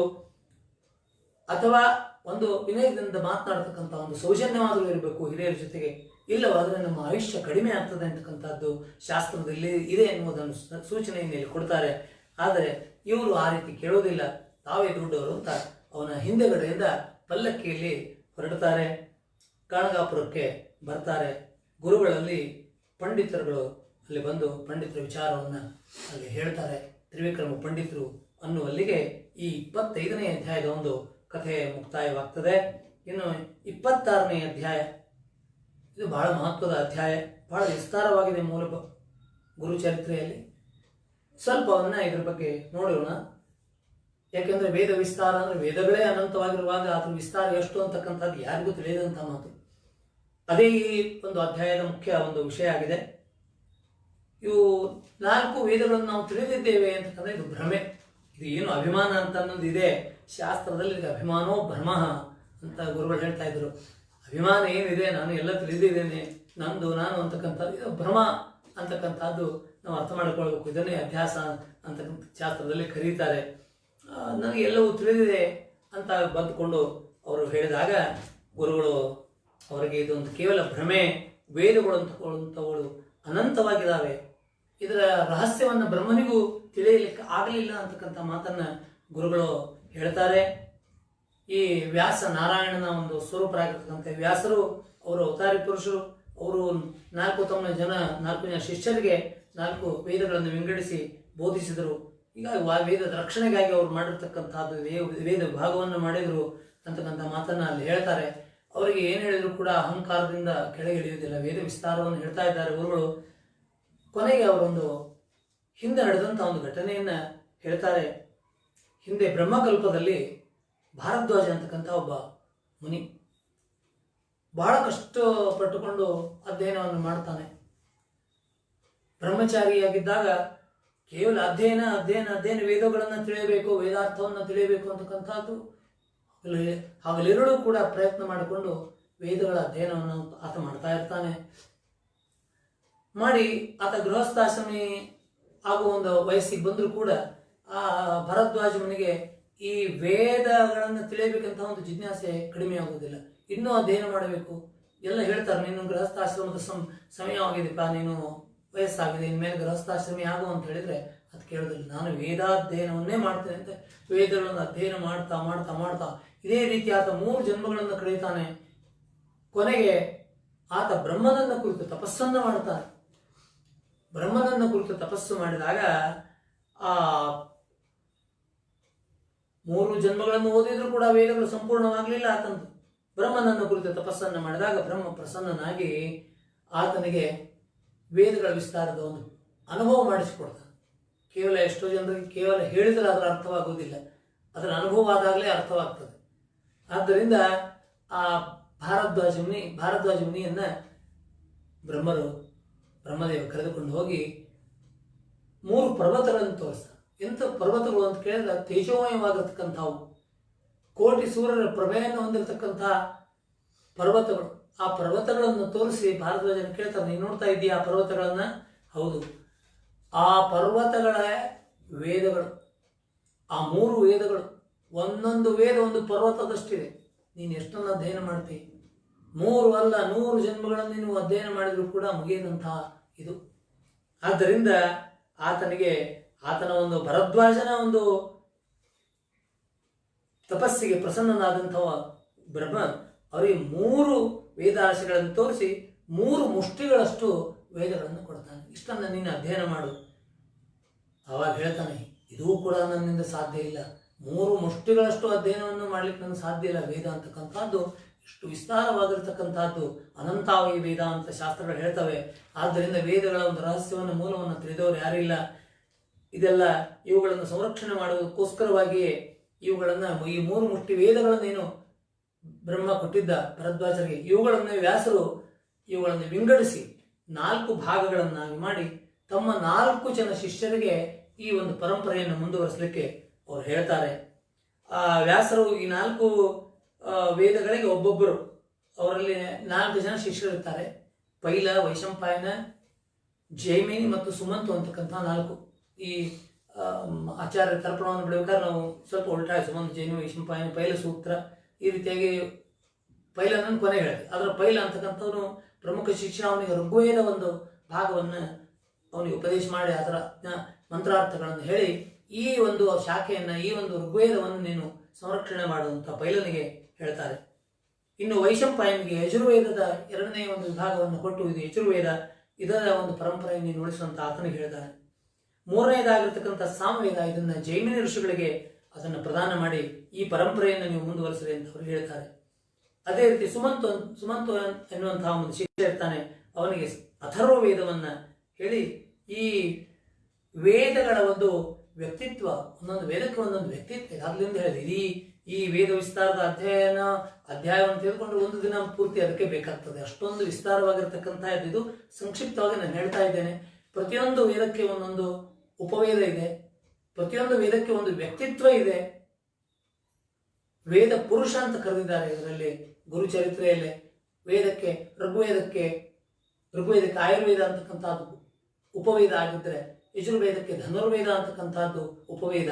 ಇನ್ನು ಸಾಮವೇದಕ್ಕೆ ಗಂಧರ್ವ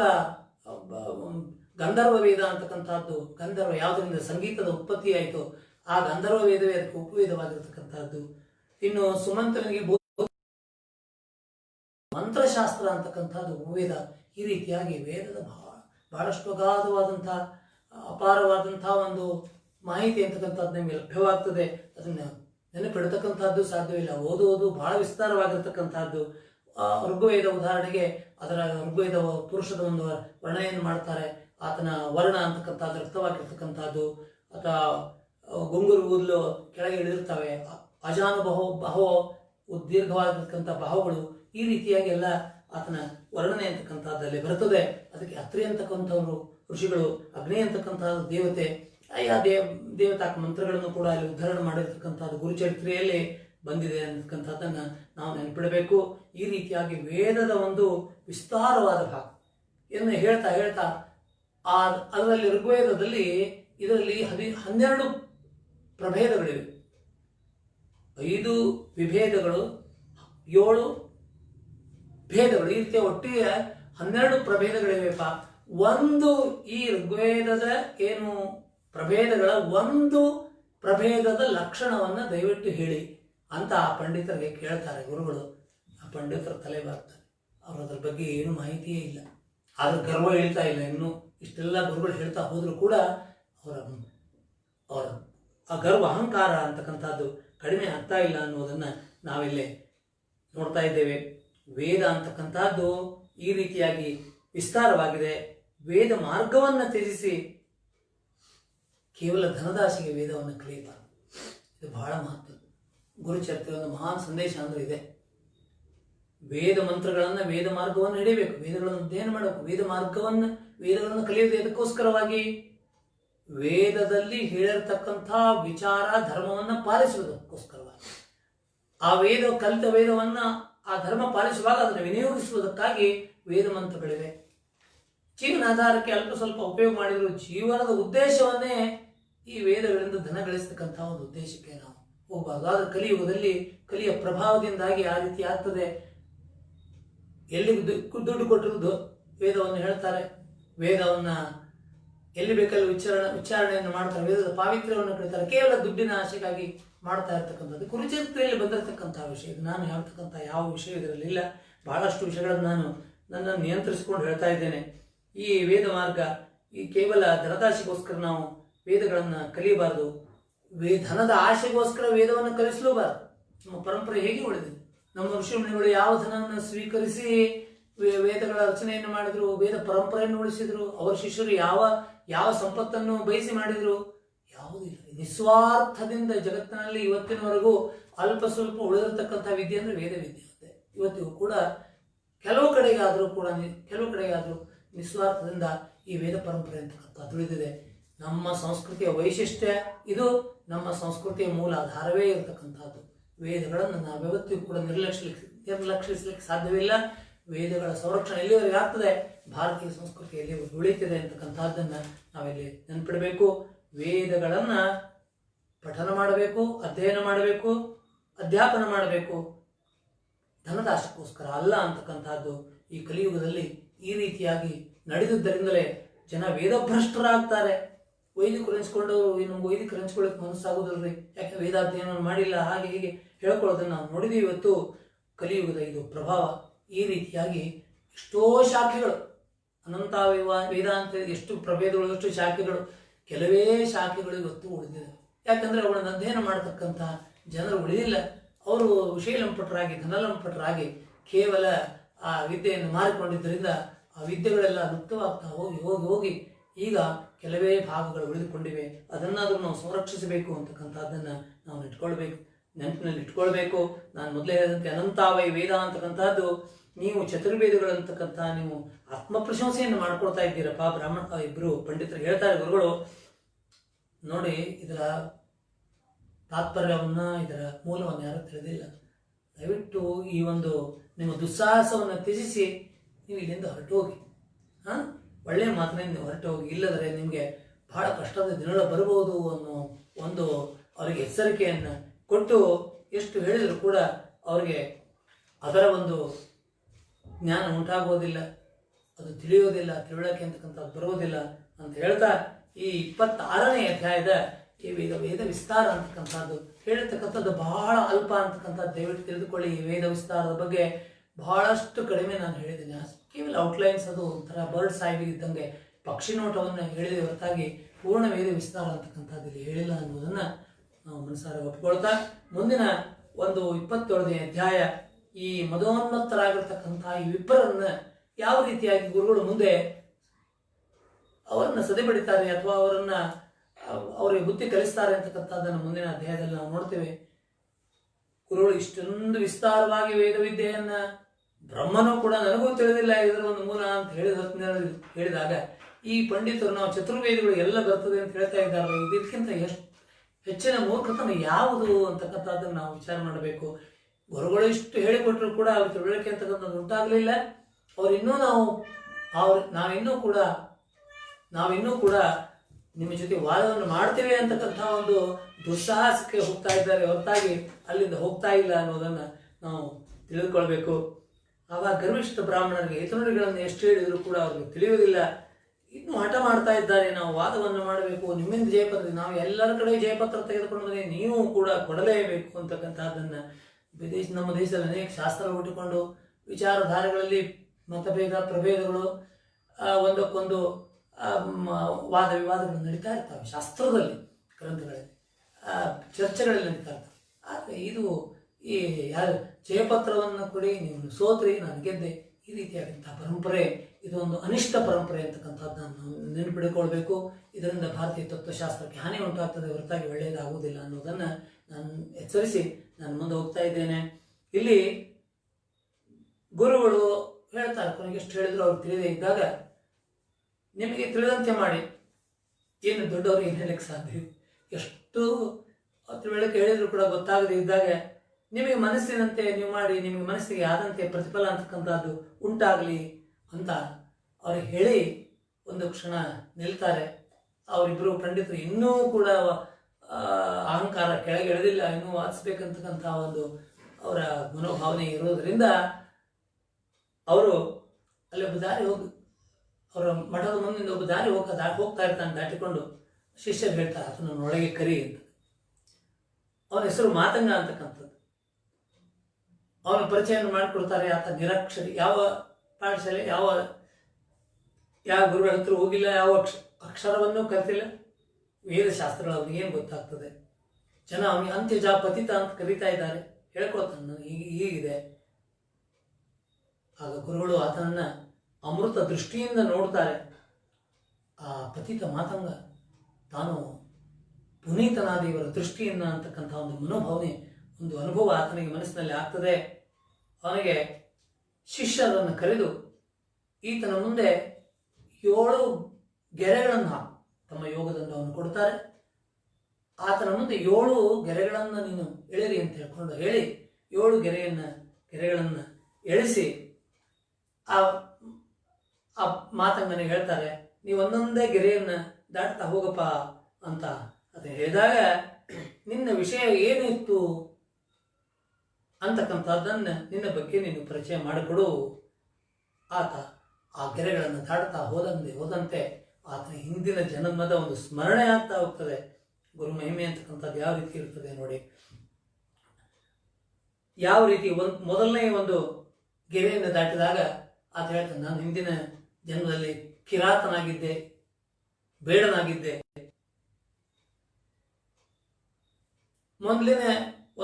ಮುಂದಿನ ಒಂದು ಗೆರೆಯನ್ನು ದಾಟಿದಾಗ ಹೇಳ್ತಾನೆ, ಆತನ ಜ್ಞಾನ 2 ಪಟ್ಟಾಗ್ತದೆ. ಆತ ಹೇಳ್ತಾನೆ, ನಾನು ಇಲ್ಲಿ ಸ್ಪಷ್ಟವಾಗಿ ಮಾತನಾಡಲಿಕ್ಕೆ ಆರಂಭಿಸ್ತಾನೆ ಆತ. ಅವಾಗ 2ನೇ ಗೆರೆಯನ್ನು ದಾಟಿದಾಗ ತನ್ನ ಪರಿಚಯ, ನಾನು ಹೀಗಿದ್ದೇನೆ, ಮೊದಲನೇದು ದಾಟಿದಾಗ ನಾನು ಹೀಗಿದ್ದೇನೆ, ನಾನು ಬೇಡ. 2ನೇದನ್ನು ದಾಟಿದಾಗ ಸ್ವಲ್ಪ ಇನ್ನೂ ಪ್ರಕಾಶಮಾನವಾಗಿ ಸ್ಪಷ್ಟವಾಗಿ ಜ್ಞಾನ ವಾಕ್ಯಗಳನ್ನು ಮಾತನಾಡ್ತಾನೆ, ನಾನು ಈ ರೀತಿ ಇದ್ದೇನೆ. 3ನೇದನ್ನು ದಾಟಿದಾಗ ನಾನು ಗಾಂಗೇಯ ಅಂತ ತನ್ನ ಪರಿಚಯವನ್ನು ಹೇಳ್ಕೊಳ್ತಾನೆ. 4ನೇದನ್ನು ದಾಟಿದಾಗ ನಾನು ಕೃಷಿಕ, ಒಂದು ಹೊಲದಲ್ಲಿ ಕೆಲಸ ಮಾಡುವವನು ಅಂತ ಹೇಳ್ಕೊಳ್ತಾನೆ. 5ನೇದನ್ನು ದಾಟಿದಾಗ ನಾನು ವೈಶ್ಯ ಅಂತಕ್ಕಂಥ, ನನ್ನ ಹೆಸರು ಸೋಮದತ್ತ ಅಂತಕ್ಕಂಥದ್ದು. ಅದು ಎಲ್ಲ ಪೂರ್ವಜನ್ಮದ ಒಂದು ಸ್ಮರಣೆ ಆಗಿ ನಾನು ಈ ರೀತಿ ಇದ್ದೇನೆ. ಅದೆಲ್ಲ ಪೂರ್ವಜನ್ಮಕ್ಕೆ ಸಂಬಂಧಿಸಿದ್ದಾದರೂ ಕೂಡ ನಾನು ಹೀಗೆ ವೈಶ್ಯ ಈ ರೀತಿಯಾಗಿ ಹೇಳ್ಕೊಳ್ತಾ ಇದ್ದಾನೆ, ಕೃಷಿಕ ವೈಶ್ಯ. 6ನೇ ಗೆರೆಯನ್ನು ದಾಟಿದಾಗ ನಾನೊಬ್ಬ ಕ್ಷತ್ರಿಯ ರಾಜನಾಗಿದ್ದೇನೆ ಅಂತ ಹೇಳ್ತಾನೆ. ಕೊನೆಯ ಗೆರೆಯನ್ನು ದಾಟಿದಾಗ ಹೇಳ್ತಾನೆ, ನಾನು ವೇದಶಾಸ್ತ್ರ ಪಾರಂಗತ. ಅವನ ಮುಖದಲ್ಲಿ ಬ್ರಹ್ಮ ತೇಜಸ್ಸು ಅಂತಕ್ಕಂಥದ್ದು ರಾರಾಜಲಿಕ್ಕೆ ಆರಂಭವಾಗ್ತದೆ. ಗುರು ಮಹಿಮೆ ಅಂತಕ್ಕಂಥದ್ದು ಏನಿದೆ ನೋಡಿ, ಕೇವಲ ತಮ್ಮ ಕೃಪಾ ದೃಷ್ಟಿಯಿಂದ ಆತನ ಒಂದು ಪೂರ್ವಜನ್ಮದ ಎಲ್ಲ ಸ್ಮರಣೆಯಾಗುವಂತೆ ಮಾಡಿ ಅವನು ವೇದಶಾಸ್ತ್ರಗಳನ್ನು ತಿಳಿದವನಾಗ್ತಾನೆ. ಆತನ್ನು ಕೂಡ್ಲಿಕ್ಕೆ ಹೇಳ್ತಾರೆ, ಸಂಪನ್ನನಾಗಿ ಬ್ರಾಹ್ಮಣ. ಇವರು ನೋಡು, ಈ ಚತುರ್ವೇದಗಳನ್ನು ತಿಳಿದಿದ್ದೇವೆ ಅಂತ ಹೇಳ್ಕೊಂಡು ಇಲ್ಲಿ ಬಂದಿದ್ದಾರೆ. ಇವ್ರ ಜೊತೆಗೆ ನೀನು ವೇದವನ್ನು ಹೇಳಬೇಕು, ಅವ್ರ ಜೊತೆ ವಾದವನ್ನು ಮಾಡಬೇಕು ಅಂತ ಹೇಳಿದಾಗ ಆತ ವೇದ ಮಂತ್ರಗಳನ್ನು ಉಚ್ಚರಿಸಲಿಕ್ಕೆ ಆರಂಭ ಮಾಡ್ತಾನೆ. ಈ 4 ಜನ, ಇಬ್ಬರು ಪಂಡಿತರು ಚತುರ್ವೇದಗಳನ್ನು ಓದಿದವರು ಅಂತ ಹೇಳ್ಕೊಂಡು ಬಂದಂತಹ ಈ ಇಬ್ಬರು ಕೂಡ ಗಾಬರಿ ಆಗ್ತಾರೆ. ಅವರ ನಾಲಿಗೆ ಸೀಳೆ ಹೋಗ್ತದೆ. ಅವರ ವೇದ ಮಂತ್ರದ ಒಂದು ಉಚ್ಚಾರಣೆ, ಅಸ್ಖಲಿತವಾದ ವೇದ ಮಂತ್ರವನ್ನ ಆತ ಹೇಳ್ತಾನೆ. ಅಲ್ಲೇ ನಾಲಿಗೆ ಸೀಳೆ ಹೋದಂತಹ ಅನುಭವ, ಎದೆಯಲ್ಲಿ ಶೂಲೆ ಅಂತಕ್ಕಂಥದ್ದು ಆರಂಭವಾಗ್ತದೆ. ಅವ್ರಿಗೆ ಭ್ರಮೆ ಹಿಡಿದಂತಾಗ್ತದೆ. ಈ ರೀತಿಯಾಗಿ ಅನುಭವ ಅವ್ರು ಎಂದಿಗೂ ಕೂಡ ಅದನ್ನ ಆ ರೀತಿಯಾಗಿ ಅವರು ಅಪೇಕ್ಷಿಸಿರಲಿಲ್ಲ. ಈ ರೀತಿಯಾದಂತಹ ಒಂದು ಅನುಭವ ಅಂತಕ್ಕಂಥದ್ದು ಅವ್ರಿಗೆ ಆಗ್ತದೆ. ಆಮೇಲೆ ಕಿವಿಯೇ ಕೇಳಿಸೋದಿಲ್ಲ. ಸ್ವಲ್ಪ ಹೊತ್ತು ವೇದವನ್ನು ಕೇಳ್ತಾರೆ, ಆಮೇಲೆ ಕಿವಿಯೇ ಬಂದಾಗ ಹೋಗ್ಬಿಡ್ತದೆ. ಅವರು ತಮ್ಮನ್ನ ಕ್ಯೂಡರನ್ನಾಗಿ, ತಮ್ಮನ್ನ ಎದೆ ಸೀಳಿದಂಥವ್ರನ್ನಾಗಿ, ನಾಲಿಗೆ ಇಲ್ಲದಂಥವ್ರನ್ನಾಗಿ, ಅವ್ರ ಬಾಯಿದ ಮಾತೇ ಬರುವುದಿಲ್ಲ. ಆ ರೀತಿಯಾದಂತಹ ಒಂದು ಅನುಭವ ಅವರಿಗೆ ಆಗ್ತದೆ. ಗುರುಗಳು ಎಲ್ಲವನ್ನು ಕುಳಿತುಕೊಂಡು ಸುಮ್ಮನೆ ವೀಕ್ಷಣೆ ಮಾಡ್ತಾ ಇರ್ತಾರೆ. ಆವಾಗ ಅವರು ಅದರಿಂದ ಹೊರಗೆ ಬಂದು ಗುರುಪಾದಗಳಿಗೆ ಬಿದ್ದು ಕ್ಷಮೆಯನ್ನು ಕೇಳಿಕೊಳ್ತಾರೆ. ಸದ್ಗತಿಯನ್ನು ನೀಡಿ ಗುರುಗಳೇ, ನಾವು ಮಾಡಿರ್ತಕ್ಕಂಥದ್ದು ತುಂಬ ತಪ್ಪಾಯಿತು ಅಂತಕ್ಕಂಥದ್ದನ್ನೇ ಹೇಳಿದಾಗ ಗುರುಗಳು, ಇಲ್ಲಿಯವರೆಗೆ ನೀವು ಪಾಪ ಫಲವನ್ನು, ನೀವು ಈಗಾಗಲೇ ನೀವು ಪಾಪವನ್ನು ಮಾಡಿರುವುದರಿಂದ ಅದರ ಫಲವನ್ನು ಅನುಭವಿಸಲೇಬೇಕು.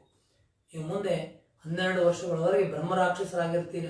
ಯಾಕಂದರೆ ನೀವು ಧನಕ್ಕೋಸ್ಕರವಾಗಿ ವೇದಾಧ್ಯಯನ, ವಾದ ವಿವಾದ ಇದರ ಮೇಲೆ ಮಾಡಿರುವುದರಿಂದ ನಿಮಗೆ ಇದರಿಂದ ಸದ್ಗತಿ ಆಗುವುದಿಲ್ಲ. 12 ವರ್ಷಗಳವರೆಗೆ ನೀವು ಅದರ ಪಾಪ ಫಲವನ್ನು ನೀವು ಅನುಭವಿಸಬೇಕು, ನೀವು ಬ್ರಹ್ಮರಾಕ್ಷಸರಾಗಿರಬೇಕು. ಆಮೇಲೆ ನಿಮಗೆ ಗುರು ಕೃಪೆಯಿಂದ ಸದ್ಗತಿ ಅಂತಕ್ಕಂಥದ್ದು ಆಗ್ತದೆ ಅನ್ನೋ ಮಾತನ್ನು ಅಲ್ಲಿ ಹೇಳಿ ಇಲ್ಲಿ 27ನೇ ಅಧ್ಯಾಯದ ಒಂದು ಮುಕ್ತಾಯವನ್ನು ಅಲ್ಲಿ ಮಾಡ್ತಾ ಇದ್ದಾರೆ. ಇನ್ನು ಅಧ್ಯಾಯ 28ರಲ್ಲಿ ಕರ್ಮ ವಿಪಾಕದ ಒಂದು ಸ್ವಲ್ಪ ವಿಚಾರಣೆ ಅಂತಕ್ಕಂಥದ್ದಲ್ಲಿ ಬರ್ತದೆ. ಕರ್ಮ ವಿಪಾಕ ಶಾಸ್ತ್ರದ ಒಂದು ವಿಚಾರ ಬರ್ತದೆ. ಈ ಕರ್ಮ ವಿಪಾಕ ಶಾಸ್ತ್ರ ಬಹಳ ಮಹತ್ವದ್ದು. ಆದರೆ ಇದಕ್ಕೆ ಪುನರ್ಜನ್ಮದಲ್ಲಿ ನಂಬಿಕೆ ಇದ್ದವರು ಮಾತ್ರ ಇದು ಅರ್ಥವಾಗ್ತದೆ ಹೊರತಾಗಿ ಇದೇ ಯಾವ ಜೀವೇ ಸುಖಂ ಜೀವೇ ಅಂತಕ್ಕಂಥ ಒಂದು ಚಾರ್ವಾಕ ಒಂದು ಪ್ರವೃತ್ತಿ ಇದ್ದವರಾದರೆ ಭಸ್ಮೀಭೂತಸ್ಯ ದೇಹಸ್ಯ ಪುನರಾಗಮನಂ ಕುತಃ ಅಂತ ತಿಳಿದುಕೊಂಡಿರೋರಿಗೆ ಈ ಕರ್ಮ ವಿಪಾಕ ಶಾಸ್ತ್ರದ ಯಾವ ಲಾಭ ಅಂತಕ್ಕಂಥದ್ದು ಸಿಗೋದಿಲ್ಲ. ಈ ಕರ್ಮ ವಿಪಾಕ ಶಾಸ್ತ್ರ ಬಹಳ ಮಹತ್ವದ್ದು. ಯಾವ ಪತಿತ ಈಗ ವೇದವನ್ನು ಹೇಳಿ ಆ ಪಂಡಿತರನ್ನು ಸೋಲಿಸಿದ, ಗುರುಗಳು ತಾವು ವೇದವನ್ನು ಹೇಳಿಲ್ಲ, ತ್ರಿವಿಕ್ರಮ ಪಂಡಿತನಿಂದ ವಾದವನ್ನು ಮಾಡಿಸಲಿಲ್ಲ, ಆ ಪತಿತನಿಂದ ವೇದವನ್ನು ಹೇಳಿಸಿ ಅವರನ್ನ ಎಲ್ಲಿಗೆ ತರಬೇಕು ಅಲ್ಲಿಗೆ ತಂದರು. ಅವರು ಶರಣಾಗುವಂತೆ ಮಾಡಿದರು. ಆ ಪತಿತನಾಗಲಿ ಏನು ಕಾರಣ? ಇನ್ನೂ ಕೂಡ ಆತ ಅದೇ ರೀತಿಯಾಗಿದ್ದಾನೆ, ವೇದಶಾಸ್ತ್ರ ಪಂಡಿತನಾಗಿ. ಕೇಳ್ತಾನೆ ಪತಿ, ನಾನು ಯಾಕೆ ಪತಿತನಾದ, ಈ ಒಂದು ನನಗೆ ಹೀನ ಜನ್ಮ ಯಾಕೆ ನನಗೆ ಬಂತು ಅಂತಕ್ಕಂಥದ್ದು ಕೇಳಿದಾಗ ಅವ್ರು ಹೇಳ್ತಾರೆ, ಪೂರ್ವ ಜನ್ಮದ ಕರ್ಮಫಲ. ಆದ್ದರಿಂದಲೇ ಈ ಜನ್ಮದಲ್ಲಿ ಒಳ್ಳೆಯ ಕರ್ಮಗಳನ್ನು ಮಾಡಬೇಕು. ಈ ಒಳ್ಳೆಯ ಕರ್ಮದಿಂದ ಮುಂದಿನ ಜನ್ಮದಲ್ಲಿ ಒಳ್ಳೆಯ ಫಲ, ಇದೇ ಜನ್ಮದಲ್ಲಿ ಅದರ ಫಲ ಸಿಗಬಹುದು. ಆದರೆ ಕೆಲವೊಂದು ಪಾಪ ಪುಣ್ಯಗಳು ಎಷ್ಟು ಇರ್ತಾವಂದ್ರೆ ಅದಕ್ಕೆ ಮುಂದಿನ ಜನ್ಮಕ್ಕಾಗಿ ಕಾಯಬೇಕಾಗ್ತದೆ. ಈಗ ನೀನು ಮಾಡಿರ್ತಕ್ಕಂಥದ್ದು ಏನು ಅಂದರೆ ಪೂರ್ವಜನ್ಮದ ಒಂದು ಪಾಪದ ಫಲವಾಗಿ ನೀನು ಪತಿತನ ಹೇಳಿಸ್ಕೊಳ್ತಾ ಇದ್ದಿ. ಏನು ಯಾವ ತಪ್ಪನ್ನು ನೀನು ಮಾಡಿದಿ ಅಂತ ಕೇಳಿದರೆ ಅದಕ್ಕೆ ಗುರುಗಳು ಹೇಳ್ತಾರೆ, ನೀನೇನು ಮಾಡಿದಿ, ಹಿಂದಿನ ಜನ್ಮದಲ್ಲಿ ನೀನು ತಂದೆ ತಾಯಿಗಳು ಮತ್ತು ಗುರು ಹಿರಿಯರನ್ನು ತ್ಯಾಗ ಮಾಡಿ ಬಂದಿ. ಯಾವ ಸಮಯದಲ್ಲಿ ನೀನು ಗುರು ಹಿರಿಯರನ್ನ ತಂದೆ ತಾಯಿಗಳನ್ನು ನೋಡಬೇಕಾಗಿತ್ತು, ಯಾವಾಗ ಅವರ ಸೇವೆಯನ್ನು ಮಾಡಬೇಕಾಗಿತ್ತು, ಅವರನ್ನು ನೀನು ತ್ಯಾಗ ಮಾಡಿದ್ದರಿಂದ ಇದರ ಬಗ್ಗೆ ಬಹಳಷ್ಟು ಹೇಳಲಿಕ್ಕೆ ಹೋಗೋದಿಲ್ಲ, ಎಲ್ಲ ತಮ್ಮ ಕಣ್ಣೆದುರಿಗೇನೆ ಇದೆ. ತಂದೆ ತಾಯಿಗಳನ್ನ ಗುರು ಹಿರಿಯರನ್ನ ತ್ಯಾಗ ಮಾಡಿದ್ದರಿಂದ, ಅವರನ್ನ ತಿರಸ್ಕಾರ ಮಾಡಿದ್ದರಿಂದ ನಿನಗೆ ಇಂಥ ಒಂದು ಕೀಳ ಜನ್ಮ ಬಂದಿದೆ ಅನ್ನೋ ಮಾತನ್ನ ಗುರುಗಳು ಹೇಳಿದ್ದಾರೆ. ಯಾಕೆ ಗುರುಚರಿತ್ರೆಯನ್ನು ಓದಬೇಕು ಅಂದ್ರೆ ಇದಕ್ಕೆ ಎಲ್ಲ ಚಿಕ್ಕವರು ದೊಡ್ಡವರು ಎಲ್ಲರೂ ಓದಬೇಕು. ಅಂದರೆ ಜೀವನದಲ್ಲಿ ನಾವು ಏನು ಮಾಡಬೇಕು ಏನು ಮಾಡಬಾರ್ದು ಎಲ್ಲ ಗೊತ್ತಾಗ್ತದೆ ಅನ್ನೋ ಉದ್ದೇಶದಿಂದಲೇ ಬಹಳ ಜನರಿಗೆ ತಲುಪುವ ಉದ್ದೇಶದಲ್ಲಿ ಈ ಕಾರ್ಯಕ್ರಮವನ್ನು ನಾವು ಆರಂಭ ಮಾಡಿದ್ದೇವೆ. ಆದ್ದರಿಂದ ದಯವಿಟ್ಟು ಗುರುಚರಿತ್ರೆ ಸಂದೇಶದ ಏನಿದೆ ಅಂತಕ್ಕಂಥದ್ದನ್ನು ಕೇಳಿ ಎಲ್ಲರಿಗೂ ಹೇಳಿ, ಆ ಪತಿತ ನನ್ನ ಈ ಜನ್ಮಕ್ಕೆ ಏನು ಕಾರಣ, ಈ ರೀತಿಯಾಗಿ ಒಂದು ಹೀನಾಯ ಜನ್ಮವನ್ನು ನಾನು ಅನುಭವಿಸ್ತಾ ಇದ್ದೇನೆ, ಕಾರಣ ನೀನು ಹಿಂದಿನ ಜನ್ಮದಲ್ಲಿ ತಂದೆ ತಾಯಿಗಳನ್ನು ತ್ಯಾಗ ಮಾಡಿದ್ದೆ, ಗುರು ಹಿರಿಯರನ್ನ ಅವ್ರ ಸೇವೆಯನ್ನು ಮಾಡಲಿಲ್ಲ, ಅದರ ಪಾಪದ ಫಲವಾಗಿ ನೀನು ಈ ರೀತಿ ಅನುಭವಿಸ್ತಾ ಇದ್ದೀ ಅಂತ ಹೇಳಿದಾಗ ಹೇಳ್ತಾರೆ. ಇನ್ನು ಯಾವ ಯಾವ ಪಾಪಕ್ಕೆ ಯಾವ ಯಾವ ಈ ಕರ್ಮ ವಿಪಾಕದ ಅನುಸಾರವಾಗಿ ಬಹಳಷ್ಟು ಉದ್ದವಾದಲ್ಲಿ ಒಂದು ಪಟ್ಟಿ ಇದೆ. ಕೆಲವೊಂದನ್ನಷ್ಟೇ ಹೇಳ್ಕೊಂಡು ನಾನು ಮುಂದೆ ಹೋಗ್ತೇನೆ. ಇದು ತಂದೆ ತಾಯಿಗಳನ್ನ ಒಂದು ಅವಹೇಳನ ಮಾಡಿದ್ದು, ತಿರಸ್ಕಾರ ಮಾಡಿದ್ದರ ಒಂದು ಫಲವನ್ನು ಇಲ್ಲಿ ಹೇಳಾಯಿತು. ಇನ್ನು ಯಾರ್ಯಾರನ್ನ ನಿಂದಿಸಿದ್ರೆ ಏನು ಪಾಪವನ್ನು ಮಾಡಿದ್ರೆ ಏನು ಫಲ ಅಂತಕ್ಕಂಥದ್ದು ಮುಂದಿನ ಜನ್ಮದಲ್ಲಿ ಅನ್ನೋದನ್ನ ಹೇಳ್ತಾ ಇದ್ದೇನೆ. ದೇವನಿಂದೆ ನೋಡಿ, ದೇವರ ಮೇಲೆ ವಿಶ್ವಾಸ ಅಂತಕ್ಕಂಥದ್ದೇ ಇರುವುದಿಲ್ಲ. ದೇವ್ರು ನಿಂದೆ ಮಾಡ್ಕೊಳ್ತಾರೆ, ಆ ದೇವರು ಈ ದೇವರನ್ನು ಚೆನ್ನಾಗಿ ಅಡ್ಡಾಡ್ತಾರೆ, ಏನು ದೇವರು ಅಂತ ಒಂಥರ ತಿರಸ್ಕಾರ ಭಾವದಿಂದ ಅಡ್ಡಾಡ್ತಾ ಇರ್ತಾರೆ. ತಕ್ಷಣವೇ ಅವರಿಗೆ ದೇವರು ನಿನ್ನೆ ಮಾಡಿದ ತಕ್ಷಣ ಫಲ ಸಿಗುವುದಿಲ್ಲ. ಅದು ಸಂಸ್ಕಾರ ರೂಪವಾಗಿ ಕುಳಿತುಕೊಂಡು ಒಂದಿಲ್ಲ ಒಂದಿನ ಅದು ಬಾಧಿಸ್ತದೆ. ಇದೇ ಜನ್ಮದಲ್ಲಿಯೋ ಮುಂದಿನ ಜನ್ಮದಲ್ಲಿಯೋ ಅಂಥವನಿಗೆ ಏನಾಗ್ತದೆ ಅಂದರೆ ಅಪಸ್ಮಾರ ಅಂತಕ್ಕಂಥದ್ದು ಒಂದು ರೋಗ ಬರ್ತದೆ. ಅದೇಂದ್ರೆ ಮೂರ್ಛೆ ಹೋಗಿ ಫಿಟ್ಸ್ ಬರ್ತದಲ್ಲ ಆ ಥರ, ಆದರೆ ಪದೇ ಪದೇ ಮೂರ್ಛೆ ಹೋಗ್ತಕ್ಕಂಥದ್ದು. ಅದು ಯಾವ ವಯಸ್ಸಿನ ಯಾವುದೇ ಒಂದು ಜೀವನದ ಯಾವುದೇ ಒಂದು ಅವಸ್ಥೆಯಲ್ಲಿ ಬರಬಹುದು. ಆ ಒಂದು ಅಪಸ್ಮಾರ ರೋಗ ಅಂತಕ್ಕಂಥದ್ದು ಬರ್ತದೆ. ಆದ್ದರಿಂದ ದೇವ ನಿಂದೆಯನ್ನು ಮಾಡಬಾರ್ದು. ನಿನ್ನ ದೇವರಲ್ಲಿ ವಿಶ್ವಾಸ ಇಲ್ಲ, ದೇವರನ್ನ ನೀನು ಪೂಜೆ ಮಾಡೋದಿಲ್ಲ ಅನ್ಸ್ಕೊಂಡು ಬಿಟ್ಬಿಡು. ಆದರೆ ದೇವ ನಿಂದೆಯನ್ನು ಮಾಡ್ತಾ ಅಡ್ಡಾಡಬೇಡ. ದೇವನಿಂದೇನು ಮಾಡಿದ್ರೆ ಈ ರೀತಿ ಒಂದು ಪರಿಸ್ಥಿತಿ ಬರ್ತದೆ. ಇನ್ನು ಜ್ಞಾನಿಗಳು, ಆ ದೇವರನ್ನ ತೋರಿಸ್ಕೊಡ್ತಕ್ಕಂಥವ್ರು, ಶಾಸ್ತ್ರಗಳು ಮತ್ತು ಆ ಶಾಸ್ತ್ರವನ್ನ ವಿವರಿಸತಕ್ಕಂಥ ಜ್ಞಾನಿಗಳೇನಿರ್ತಾರೆ, ಆ ಜ್ಞಾನಿಗಳನ್ನ ನಿಂದೆ ಮಾಡಬಾರ್ದು.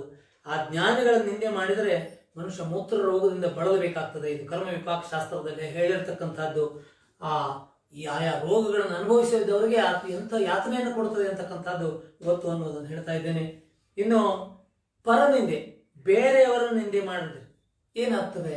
ಪರನಿಂದೆಯನ್ನು ಮಾಡಬಾರ್ದು, ಪರನಿಂದೆಯನ್ನು ಕೇಳಬಾರ್ದು ಅಂತಕ್ಕಂಥದ್ದು. ಕೆಲವರು ನಿಂದೆಯನ್ನು ಮಾಡದೆ ಅವ್ರ ನಿಂದೆಯೇ ಬರೋದಿಲ್ಲ, ಏನು ಮಾಡ್ಲಿಕ್ಕಾಗ್ತದೆ? ಏನಾದರೂ ಮಾತನಾಡೋದು ಬೇರೆಯವರ ಬಗ್ಗೆ, ಈ ರೀತಿಯಾಗಿ ಹೊತ್ತು ಮಾತನಾಡಬಾರ್ದು ಯಾವಾಗಲೂ ಕೂಡ.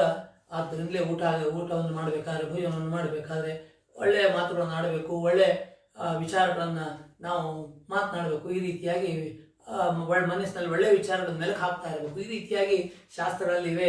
ಯಾವುದೇ ಒಂದು ಸಂದರ್ಭ ಸ್ವಲ್ಪ ನಾವು ಬಿಡುವು ಮಾಡಿಕೊಂಡ ತಕ್ಷಣ, ಯಾರಾದರೂ ಸೇರಿದ ತಕ್ಷಣ ಪರನಿಂದೆಯನ್ನು ಬೇರೆಯವರು ಅವ್ರು ಹೀಗೆ ಅವ್ರು ಹಾಗೆ ಅಂತಕ್ಕಂಥದ್ದು ಮಾಡ್ತೀವಿ. ಅದು ಯಾವತ್ತೂ ಸರ್ವಥಾ ಮಾಡಬಾರ್ದು. ಯಾಕಂದ್ರೆ ಅವ್ರ ಪಾಪಗಳು ನಮಗೆ ಬರ್ತವೆ ಅಂತಕ್ಕಂಥದ್ದು ಅರ್ಥ ಮಾಡ್ಕೊಳ್ಬೇಕು. ಮಾಡಿದವರ ಪಾಪ ಆಡಿದವರ ಬಾಯಿಯಲ್ಲಿ ಅಂತಕ್ಕಂಥದ್ದು ಅವೆಲ್ಲ ಕೇಳಿದರೆ ಇಂಥವ್ರಿಗೆ ಹೃದಯ ರೋಗ ಬರ್ತದೆ.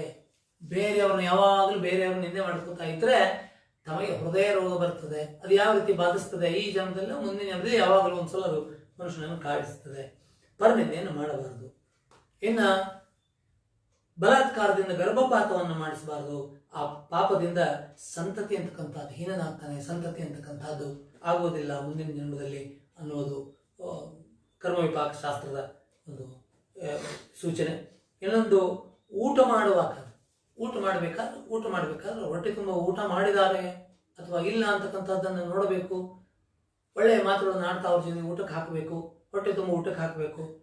ಆದರೆ ಊಟ ಮಾಡುವವರನ್ನ ಕಣ್ಣು ಪಿಳುಕಿಸದೆ ನೋಡಬಾರದು. ಇದು ಶಾಸ್ತ್ರ, ಕರ್ಮ ವಿಪಾಕ. ಈ ರೀತಿಯಾಗಿ ಮಾಡಿದರೆ ಏನಾಗ್ತದೆ ಅಂತಂದ್ರೆ ಕಿವುಡರಾಗ್ತದೆ. ಮುಂದಿನ ಜನ್ಮದಲ್ಲಿ ಕಿವುಡರಾಗ್ತಕ್ಕಂಥ ಒಂದು ಪರಿಸ್ಥಿತಿ ಬರ್ತದೆ. ಅಥವಾ ಇದೇ ಜನ್ಮದಲ್ಲಿ ಕಿವುಡರಾಗ ವಯಸ್ಸಾದ್ಮೇಲೆ ಅವ್ರು ಕೇಳಿಸೋದಿಲ್ಲ ಅಂತ ಏನೇನು ಮಾತಾಡ್ತಾ ಇರ್ತಾರೆ ಜನ. ಆ ರೀತಿ ಆಗಬಾರ್ದು. ಆದ್ದರಿಂದ ಕೆಲವರು ನೋಡ್ರಿ, ಶ್ರವಣ ಶಕ್ತಿ ಎಷ್ಟು ವಯಸ್ಸಾದರೂ ಹೋಗುವುದಿಲ್ಲ, ಶ್ರವಣ ಶಕ್ತಿ ಇದ್ದೇ ಇರ್ತದೆ ನೋಡಿ. ಅವ್ರು ಯಾವುದು ಇಂಥ ಮಾಡಿರೋದಿಲ್ಲ. ಊಟ ಮಾಡಬೇಕಾದ್ರೆ ಬೇರೆಯವ್ರನ್ನ ಎವೇಕದೆ ನೋಡಬಾರ್ದು ಅಂತಕ್ಕಂಥದ್ದು ಶಾಸ್ತ್ರ. ಅದನ್ನು ನೋಡಿದರೆ ಕಿವುಡುತನ ಬರ್ತದೆ. ಇನ್ನು ಯಾವುದೋ ಕಾರಣಕ್ಕೋಸ್ಕರ ಬ್ರಹ್ಮಹತ್ಯೆ ಪರೋಕ್ಷವಾಗಿಯೋ ಈ ರೀತಿಯಾಗಿ ಬ್ರಹ್ಮಹತ್ಯೆಗೆ ನಾವು ಹತ್ಯೆ ಅಂತ ಕೃತ್ಯವನ್ನು ಮಾಡಿದರೆ ಕ್ಷಯ ರೋಗ ಅಂತಕ್ಕಂಥ ರೋಗಕ್ಕೆ ನಾವು ತುತ್ತಾಗಬೇಕಾಗ್ತದೆ. ಆದ್ದರಿಂದ ಅದನ್ನು ಮಾಡಬಾರದು. ಇಲ್ಲಿ ಹೇಳಿದು ಕೆಲವರಿಗೆ ಅಸಂಗತ ಅನಿಸ್ಬೋದು. ಆದ್ರೆ ಒಂದು ಮಾತು ನೆನಪಿಟ್ಕೊಳ್ಳಿ, ಏನಂದ್ರೆ ಈ ದೇವ ನಿಂದೆ ಮಾಡುವುದು, ತಂದೆ ತಾಯಿಗಳನ್ನು ತ್ಯಜಿಸುವುದು, ಜ್ಞಾನಿಗಳ ನಿಂದೆಯನ್ನು ಮಾಡೋದು, ಪರನಿಂದೆಯನ್ನು ಮಾಡೋದು, ಗರ್ಭಪಾತ ಮಾಡಿಸೋದು, ಊಟ ಮಾಡ್ಬೇಕಾದ್ರೆ ನೋಡುವುದು, ಈ ಇವೆಲ್ಲವುಗಳು ಆಗ್ತಾ ಇರ್ತಕ್ಕಂಥ ಕ್ರಿಯೆಗಳೇ. ಇನ್ನು ಈ ರೋಗಗಳ ಬಗ್ಗೆ ಏನಾದ್ರು ಹೀನ ಜನ್ಮ ಬರತಕ್ಕಂಥದ್ದು, ಅಪಸ್ಮಾರ ರೋಗ, ಮೂತ್ರ ರೋಗ, ಹೃದಯ ರೋಗ, ಸಂತತಿ, ಇವುಗಳು ಕೂಡ ನಿಜನೇ. ಸಮಾಜದಲ್ಲಿ ಎಲ್ಲವನ್ನೂ ನೋಡ್ತಾ ಇದ್ದೇವೆ. ಆದರೆ ಒಂದು ಇಂಥ ಕರ್ಮ ಇಂಥದ್ದಕ್ಕೆ ಸಂಬಂಧಿಸಿದ್ದು ಇಂಥ ಒಂದು ಫಲವನ್ನು ಕೊಡ್ತದೆ ಅಂತ ಹೇಳ್ತಕ್ಕಂಥದ್ದು ಕೇವಲ ಶಾಸ್ತ್ರ, ಅದನ್ನು ತಿಳಿದೇ ಇರತಕ್ಕಂಥ ವಿಷಯ. ಆದ್ದರಿಂದ ಇಲ್ಲಿ ಹೇಳ್ತಾ ಇದ್ದೇವೆ, ಆ ಕರ್ಮ ವಿಪಾಕ ಶಾಸ್ತ್ರವನ್ನು ಆಧರಿಸಿಕೊಂಡು ಗುರುಗಳಲ್ಲಿ ಹೇಳ್ತಾ ಇದ್ದಾರೆ. ಇನ್ನು ಬ್ರಹ್ಮಹತ್ಯೆಯನ್ನು ಮಾಡೋದ್ರಿಂದ ಕ್ಷಯರೋಗ, ಸರ್ಪಹತ್ಯೆಯನ್ನು ಮಾಡೋದ್ರಿಂದ ಪುನಃ ಸರ್ಪವಾಗಿ ಹುಟ್ಟಿ ಆ ಸರ್ಪ ಅವು ಪಡ್ತಾ ಇರ್ತಕ್ಕಂಥ ಕಷ್ಟವನ್ನು ಅನುಭವಿಸಬೇಕಾಗ್ತದೆ ಅಂತಕ್ಕಂಥದ್ದು. ಅನೇಕ ಜನರು ಅಲ್ಲಿ ಇಲ್ಲಿ ಕೇಳಿ ಸರ್ಪ ದೋಷ ಇದೆ, ಆ ದೋಷ ಅಂತ ತಿಳ್ಕೊಂಡು ಅದು ಪರಿಹಾರಕ್ಕಾಗಿ ಓಡಾಡ್ತಾ ಇರ್ತಾರೆ. ಹೀಗಾಗಿ ಯಾವುದೇ ಕಾರಣಕ್ಕಾಗಿ ಸರ್ಪದ ಒಂದು ಹತ್ಯೆಯನ್ನು ಮಾಡಬಾರದು. ಇನ್ನು ಸ್ತ್ರೀ ಮುಂತಾದವರ ಅಪಹರಣವನ್ನು ಮಾಡಿದರೆ ಮಂದಮತಿ ಆಗ್ತಾನೆ ಮನುಷ್ಯ.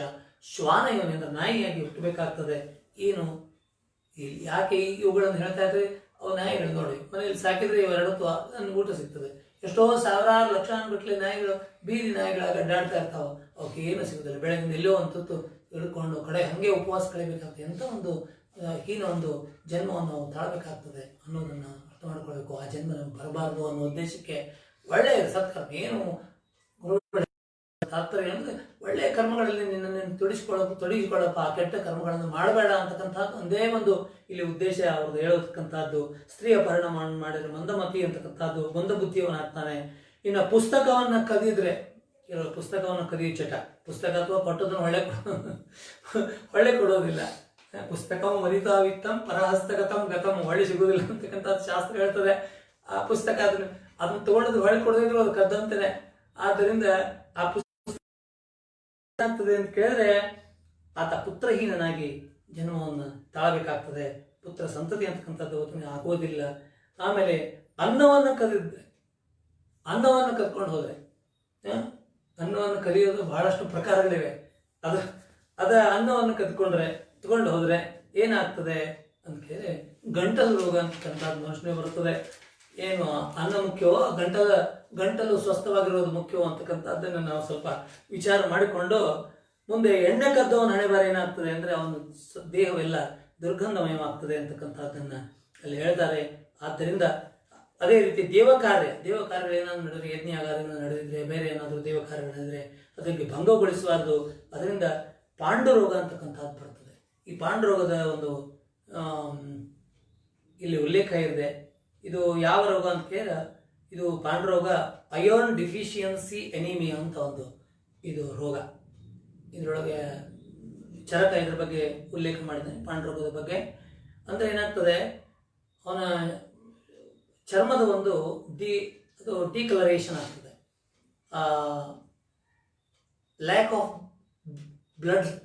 ರೆಡ್ ಬ್ಲಡ್ ಸೆಲ್ಸ್, RBCಗಳು ಕಡಿಮೆಯಾಗಿ, ರೆಡ್ ಬ್ಲಡ್ ಸೆಲ್ಸ್ ಕಡಿಮೆಯಾಗಿ ಆತನ ಒಂದು ಶರೀರದ ಅಥವಾ ಆತನ ಒಂದು ಚರ್ಮದ ಒಂದು ರೂಪ ಬದಲಾಗ್ತದೆ, ಪೇಲ್ ಯೆಲ್ಲೋ ಕಲರ್ ಆಗ್ತದೆ.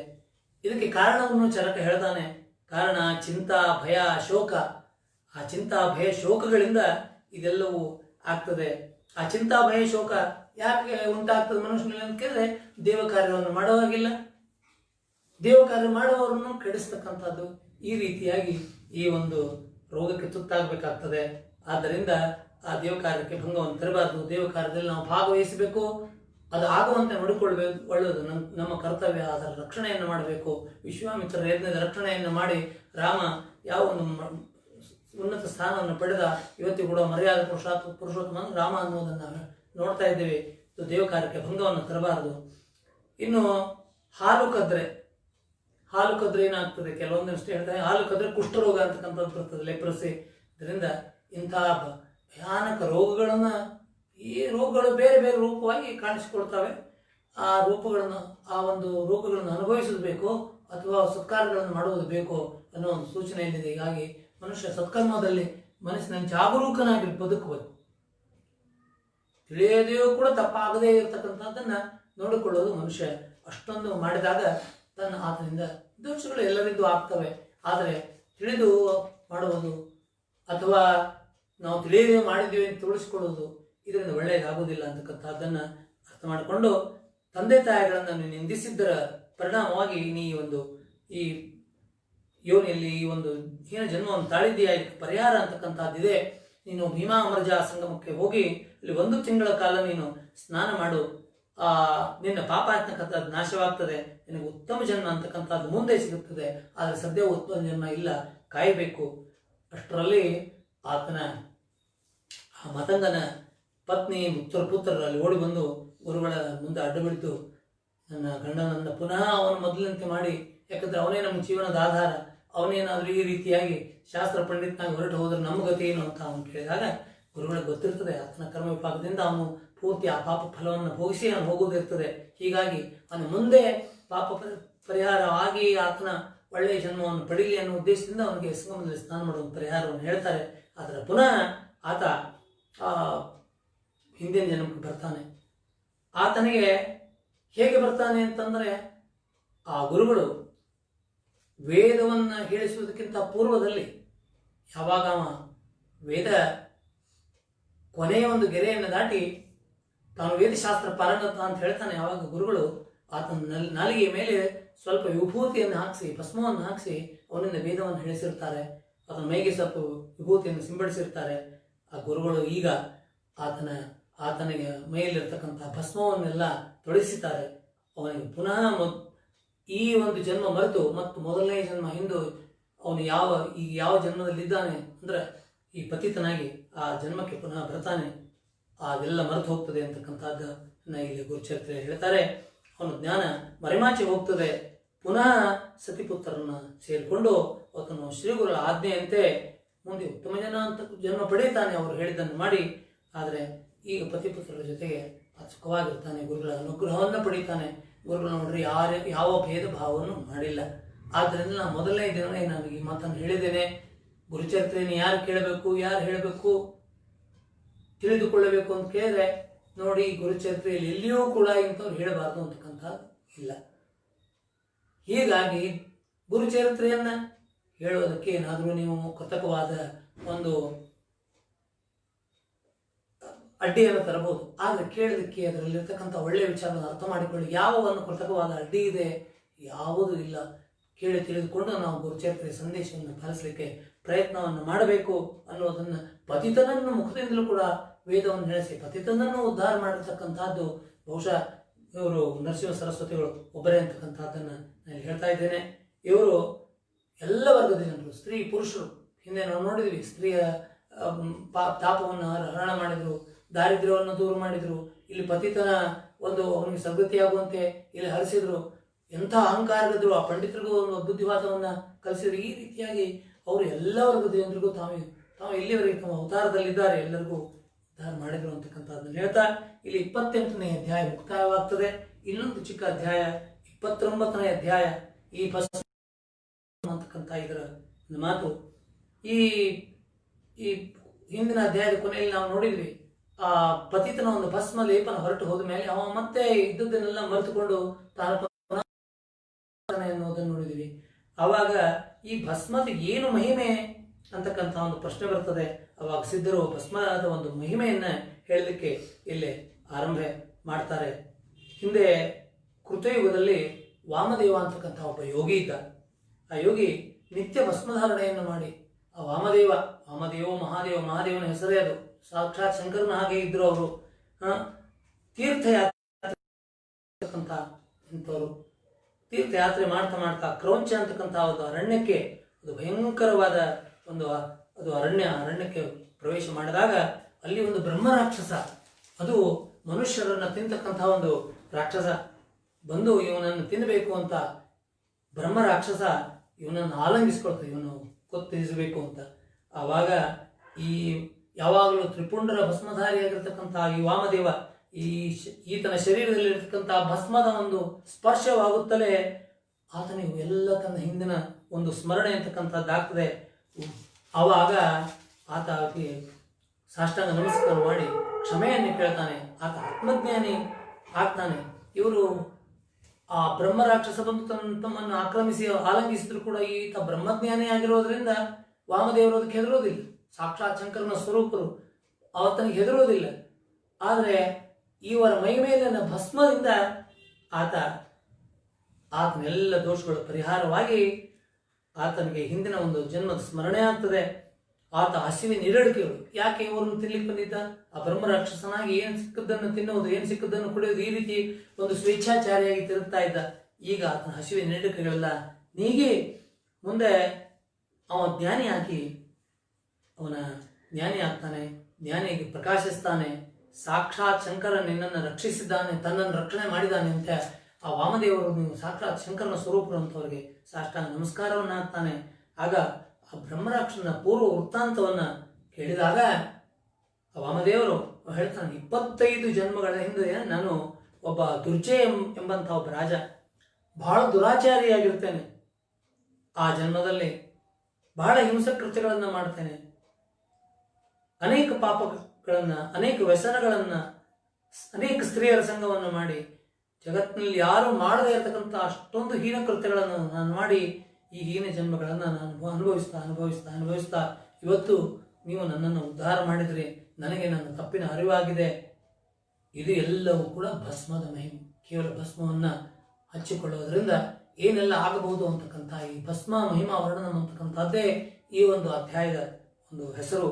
ಆದ್ದರಿಂದ ಶ್ರೀ ಶಂಕರನು ಕೂಡ ಭಸ್ಮಲೇಪವನ್ನು ಮಾಡ್ತಾ ಇದ್ದ. ಆತನಿಗೆ ಚಿತಾಭಸ್ಮಧಾರಿ ಅಂತ ಹೇಳ್ತಾರೆ.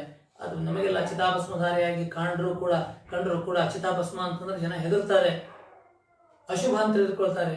ಆದರೆ ಶಂಕರನಷ್ಟು ಶುಭ ಅಲೌಕಿಕರಾದವರು ಯಾರು ಇಲ್ಲ ಅಂತಕ್ಕಂಥದ್ದು ಗೊತ್ತಾಗ್ತದೆ. ಭಸ್ಮ ಅಂತಕ್ಕಂಥ ನಿತ್ಯವು ತ್ರಿಪುಂಡರ ಭಸ್ಮವನ್ನು, ಆ ಭಸ್ಮಧಾರಣೆಯನ್ನು ಹೇಗೆ ಮಾಡಿಕೊಳ್ಳಬೇಕು ಅಂತ ಮುಂದೊಂದು ಅಧ್ಯಾಯದಲ್ಲಿ ಬರ್ತದೆ. ಆವಾಗ ಅದ್ರ ಬಗ್ಗೆ ನೋಡೋಣ. ಇಲ್ಲಿ ಯಾವುದು ಭೇದ ಭಾವ ಅಂತಕ್ಕಂಥದ್ದಿಲ್ಲ ಅಂತಕ್ಕಂಥದ್ದನ್ನ ಹೇಳಿದೆ. ಭಸ್ಮಧಾರಣೆಯನ್ನು ಹೇಳ್ತಾರೆ ಗುರುಗಳು, ಈ ನಾಮಧಾರಣೆಯನ್ನು ಹೇಳ್ತಾರೆ. ಯಾವ ರೀತಿಯ ಗೋಪಿಚಂದನನ್ನು ಧಾರಣೆ ಮಾಡಬೇಕು ಅದನ್ನು ಕೂಡ ಹೇಳ್ತಾರೆ ಅನ್ನೋದನ್ನು ಮುಂದೆ ಸೂಚನೆಯನ್ನು ಹೇಳಿ ಈ ತ್ರಿಪುಂಡರ ಭಸ್ಮಧಾರಣೆಯ ಒಂದು ಇಲ್ಲಿ ಸಂದರ್ಭ ಬಂದಿರೋದ್ರಿಂದ ಈ ದಿವ್ಯ ಶರೀರ ಅಂತಕ್ಕಂಥದ್ದು ಆತನಿಗೆ ಪ್ರಾಪ್ತವಾಗ್ತದೆ. ವಾಮದೇವರ ಶರೀರದ ಒಂದು ಸ್ಪರ್ಶದಿಂದ ಆತ ತೇಜೋಮಯವಾಗಿ ಆತನು ಪ್ರಕಾಶಮಾನವಾಗಿ ಬೆಳಗ್ತಾನೆ. ಆತ ವಿಮಾನವನ್ನು ಏರಿ ದೇವಲೋಕವನ್ನು ಪಡೀತಾನೆ ಅಂತಕ್ಕಂಥದ್ದನ್ನು ಇಲ್ಲಿ ನಾವು ಈ ಅಧ್ಯಾಯದ ಕೊನೆಯಲ್ಲಿ ನೋಡ್ತೇವೆ. ತ್ರಿಮೂರ್ತಿ ರೂಪರಾಗಿರ್ತಕ್ಕಂಥ ಗುರುಗಳು ಇವರು ನಮಗೆ ನೋಡಿದರೆ ಮನುಷ್ಯ ರೂಪದಂತೆ ಕಾಣಿಸ್ತಾರೆ, ಹೊರತಾಗಿ ಇವರು ಸಾಕ್ಷಾತ್ ಶಂಕರರೇ ಆಗಿದ್ದಾರೆ ಅಂತಕ್ಕಂಥದ್ದು, ಸಾಕ್ಷಾತ್ ತ್ರಿಮೂರ್ತಿಗಳೇ ಆಗಿದ್ದಾರೆ ಅಂತಕ್ಕಂಥದ್ದು. ವಾಮದೇವರು ಕೂಡ ಅದೇ ರೀತಿಯಾಗಿ, ವಾಮದೇವರು ಉದಾಹರಣೆ ಬರಲಿಕ್ಕೆ ಯಾಕೆ ಕಾರಣ ಅಂದರೆ, ವಾಮದೇವರು ಮಹಾತಪಸ್ವಿಗಳು, ತೇಜಸ್ವಿಗಳು, ಸಾಕ್ಷಾತ್ ಶಂಕರನ ಹಾಗೆ ಅವರು ಕಂಗೊಳಿಸ್ತಾ ಇದ್ರು. ಅದೇ ರೀತಿಯಾಗಿ ಗುರುಗಳು ಕೂಡ ತಮ್ಮ ಮಹಿಮೆಯನ್ನು ಎಲ್ಲ ಕಡೆಗೆ ತೋರಿಸ್ತಾ ಇದ್ದಾರೆ ಅಂತಕ್ಕಂಥದ್ದನ್ನು ಹೇಳ್ತಾ ಗುರುಗಳು ತ್ರಿವಿಕ್ರಮ ಪಂಡಿತನಿಗೆ ಇಲ್ಲಿ ತಿಳಿಸ್ತಾರೆ ಅನ್ನೋದನ್ನು ನಾಮಧಾರಕನಿಗೆ ಸಿದ್ಧನುಗಳು ಹೇಳ್ತಾರೆ ಅನ್ನುವಲ್ಲಿವರೆಗೆ ಇವತ್ತಿನ 29ನೇ ಅಧ್ಯಾಯ, ಇವತ್ತು 8 ಅಧ್ಯಾಯಗಳು 22ರಿಂದ 29ನೇವರೆಗೆ ಇಂದಿನ ಒಂದು ಕಾರ್ಯಕ್ರಮವನ್ನು ಮುಗಿಸಿ, ನಾಳೆಯ ದಿನ ಬಹಳ ಮಹತ್ವದ ದಿನ. ನಾಳೆ 30ರಿಂದ 35ನೇ ಅಧ್ಯಾಯ, 6 ಅಧ್ಯಾಯಗಳು. ಅಲ್ಲಿ ಸತಿ ಅಧ್ಯಾಯ ಅಂತ ಒಂದು ಅಧ್ಯಾಯ ಬರ್ತದೆ. ಬಹುಶಃ ಈ ಗುರುಚರಿತ್ರೆಯನ್ನು 7 ದಿನ ಕೇಳದೇ ಇದ್ರೂ ಕೂಡ ಸತಿ ಅಧ್ಯಾಯವನ್ನು ವಿಶೇಷವಾಗಿ ಸ್ತ್ರೀಯರು ಇವತ್ತು ತಪ್ಪಿಸುವುದಿಲ್ಲ. ಅವತ್ತಿನ ದಿನ ಗುರುಚರಿತ್ರೆಯನ್ನು ಕೇಳಿ ಮುತ್ತೈದೆಯರಿಗೆ ಉಡಿ ತುಂಬತಕ್ಕಂಥದ್ದು, ಅವರಿಗೆ ಕುಂಕುಮವನ್ನು ಕೊಡ್ತಕ್ಕಂಥದ್ದು, ಬಾಗಿನನ್ನು ಕೊಡ್ತಕ್ಕಂಥದ್ದು ಅನೇಕ ಕಡೆ ಪದ್ಧತಿ ಇದೆ. ತಾವು ಸ್ವತಃ ಕೊಡಲಿಕ್ಕೆ ಸಾಧ್ಯವಾಗದೇ ಇದ್ದರೂ ಕೂಡ ಬೇರೆಯವ್ರ ಮೂಲಕವಾಗಿ ಕೊಡಿಸಿ ಈ ಜನ್ಮದ ಒಂದು ದೋಷಗಳನ್ನು ಪರಿಹಾರ ಮಾಡಿಕೊಳ್ಳುವುದರ ಜೊತೆಗೆ ಮುಂದೆ ಆದರೂ ನಮಗೆ ಉತ್ತಮ ಜನ್ಮ ಬರಲಿ ಅಂತ ನಾವು ಬೇಡಿಕೊಳ್ಬೇಕು ಅನ್ನೋದನ್ನು ಈ ಸತಿ ಅಧ್ಯಾಯವನ್ನು ಮುಖ್ಯವಾಗಿ ಸ್ತ್ರೀಯರು ಇದನ್ನು ತಪ್ಪಿಸಿಕೊಳ್ಳುವುದಿಲ್ಲ. ದಯವಿಟ್ಟು ಇದನ್ನು ನಾಳಿನ ಒಂದು ಕಾರ್ಯಕ್ರಮವನ್ನು ಯಾರು ತಪ್ಪಿಸಿಕೊಳ್ಳಬಾರದು ಅಂತ ಹೇಳ್ತಾ, ಇನ್ನು ಉತ್ತರಾಂಗ ಪೂಜೆಯನ್ನು ಮಾಡಿ ಇವತ್ತಿನ ಕಾರ್ಯಕ್ರಮವನ್ನು ನಾನು ಮುಗಿಸ್ತಾ ಇದ್ದೇನೆ. ಪೂರ್ವೋಚ್ಚರತುಮಾನಯಂಗಳ ವಿಶೇಷಾಯಾಂ ಶಿವದೇವ ಮಹಾತ್ಮ ಶ್ರೀ ಶ್ರೀ ಪ್ರಾರ್ಥರ್ಥಂ ಶ್ರೀ ಶ್ರೀಪಾದ ಶ್ರೀಗಳ ಸದ್ಗುರುನಾರಾಯಣ ದತ್ತಾತ್ರೇಯ ದೇವತಾ ಪ್ರೀತ್ಯರ್ಥಂ ಸಾಯಂಕಾಲ ಗಂಧಾದಿಪಂಚೋಪಚಾರ ಪೂಜಾಂ ಕರಿಷ್ಯೆ ಶ್ರೀಕೃಷ್ಣಂ ಚಂದನಂ ಗಂಧಾಢ್ಯಂ ಮನೋಹರಂ ವಿಲೇಪನಂ ಸುರಶ್ರೇಷ್ಠ ಚಂದನಂ ವಿಲೇಪಾಂ ವಿಲೇಪನಾರ್ಥೇ ಚಂದನಂ ನಾಪ್ಯಾಮಿ ವಿಲೇಪನಾರ್ಥೇ ಚಂದನಂ ನಾಪ್ಯಾಮಿ ಅಲಂಕರಣಾರ್ಥೇ ಅಕ್ಷತಾಂ ಸಮರ್ಪಯಾಮಿ ಯಥಾ ಕಾಲೋದ್ಭವಪತ್ರಪುಷ್ಪಾಣಿ ಸಮರ್ಪಯಾಮಿ ಮಾಲ್ಯಾದೀನಿ ಸುಗಂಧೀನಿ ಮಾಲತ್ಯಾದೀನಿ ವಿಪ್ರಭೂಮಿ ಆರ್ತಾನಿ ಭೂಯಾರ್ಥಪುಷ್ಪಾಣಿ ಯಥಾ ಕಾಲೋದ್ಭವಪತ್ರಪುಷ್ಪಾಣಿ ಸಮರ್ಪಯಾಮಿ ಯಥಾ ಕಾಲೋದ್ಭವಪತ್ರಪುಷ್ಪಾಣಿ ಸಮರ್ಪಯಾಮಿ.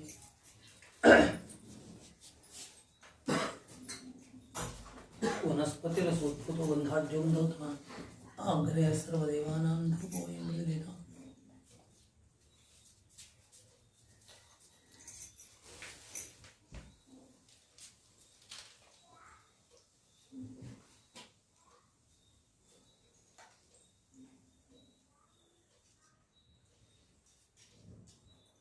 वनस्पतिर्भूतो गंधाढ्यो गंधोत्तमः अग्रे सर्वदेवानां धूपो विदधेतां धूपं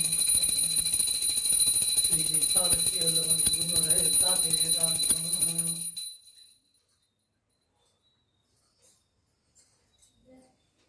धूपमाग्रापयामि धूपं दीपं दर्शयामि सज्जन्ते सुवर्चते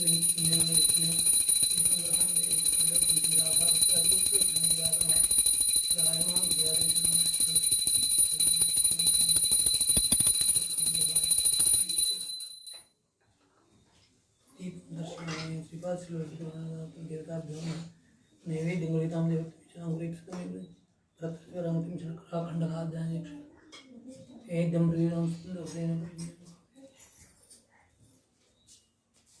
श्री श्रीपादश्रीरसदूरनरहरिदत्तात्रेयदाभ्यो नमः. रम्भाफलैर्दिनं करोद्वर्तनार्थे चन्दनं समर्पयामि. करोद्वर्तनार्थे चन्दनं समर्पयामि.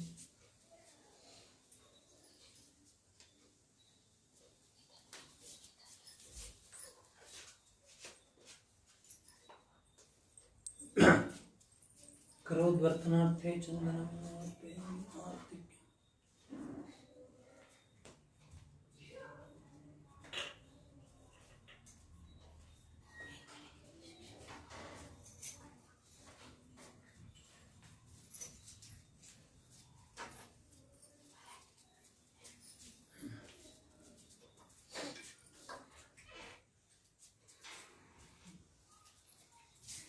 ओम श्री जगतश्री आंद्रियाय चतुर्भ्यो ददाति श्री अमृतानामृतमाय नमोऽस्तु श्री नक्षत्रियाददाति अनन्तदारकृत्यं तत्तेजं दीयते प्रजापतिर्देवं वेदा शिवकर्ता दुःखहर्ता वार्ता विघ्नाति प्रेम सुपादयाति सर्वाणि सुन्दरं देवराजे हृते मां मुक्ताफलांचि जय देव जय देव जय मंगलमूर्ते दर्शनमात्रे मानस स्मरणमात्रे मानस कामनापूर्ते जय देव रत्नगजदाभराजगौरी कोराचन्द्रनाथि ऊर्धि गोमेजरा तिरे सदामुखस्तोभरा मूर्तिनो पूरी चरणे घाघरिया जय देव जय मंगलमूर्ते दर्शनमात्रे मानस स्मरणमात्रे मानस कामनापूर्ते जय देव लंबोदर पीताम्बरधरोन्धरा सरस्वन्दवक्रन्दस्वेना शास्त्रनाथा वाट्पायधना सुकर्णीपावै निर्माणनिष्ठावै पुरोगुंधना जय देव जय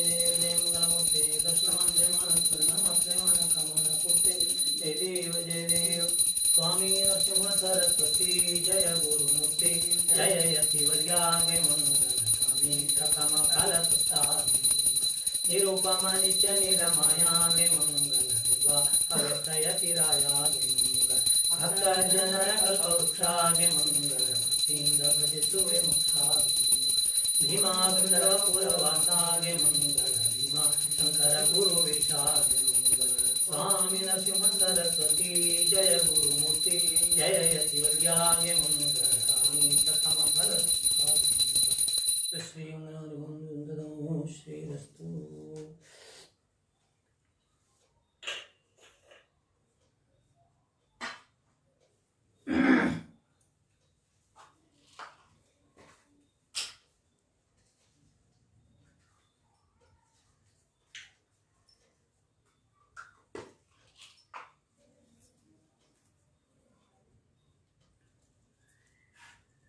ओम सांगृहण्येष्ट्यायजते इमानजनतां संगृह्णानीते द्वादशारश्मिरचना भवति द्वादशमासास्तंवत्सरः संवत्सरमेवावरुन्धे मौञ्जी भवति ऊर्ध्वयुञ्जाः ऊर्जमेवावरुन्धे चित्रानक्षत्रं भवति चित्रं वा एतत्कर्म यदश्वमेधः समृद्धि हिरण्यपात्रं मधो पूर्णं ददाति मधव्योधानीति एकधा ब्रह्मण उपहरति एकदैव यजमानायुस्तेजो ददाति महावीराय दीपं समर्पयामि।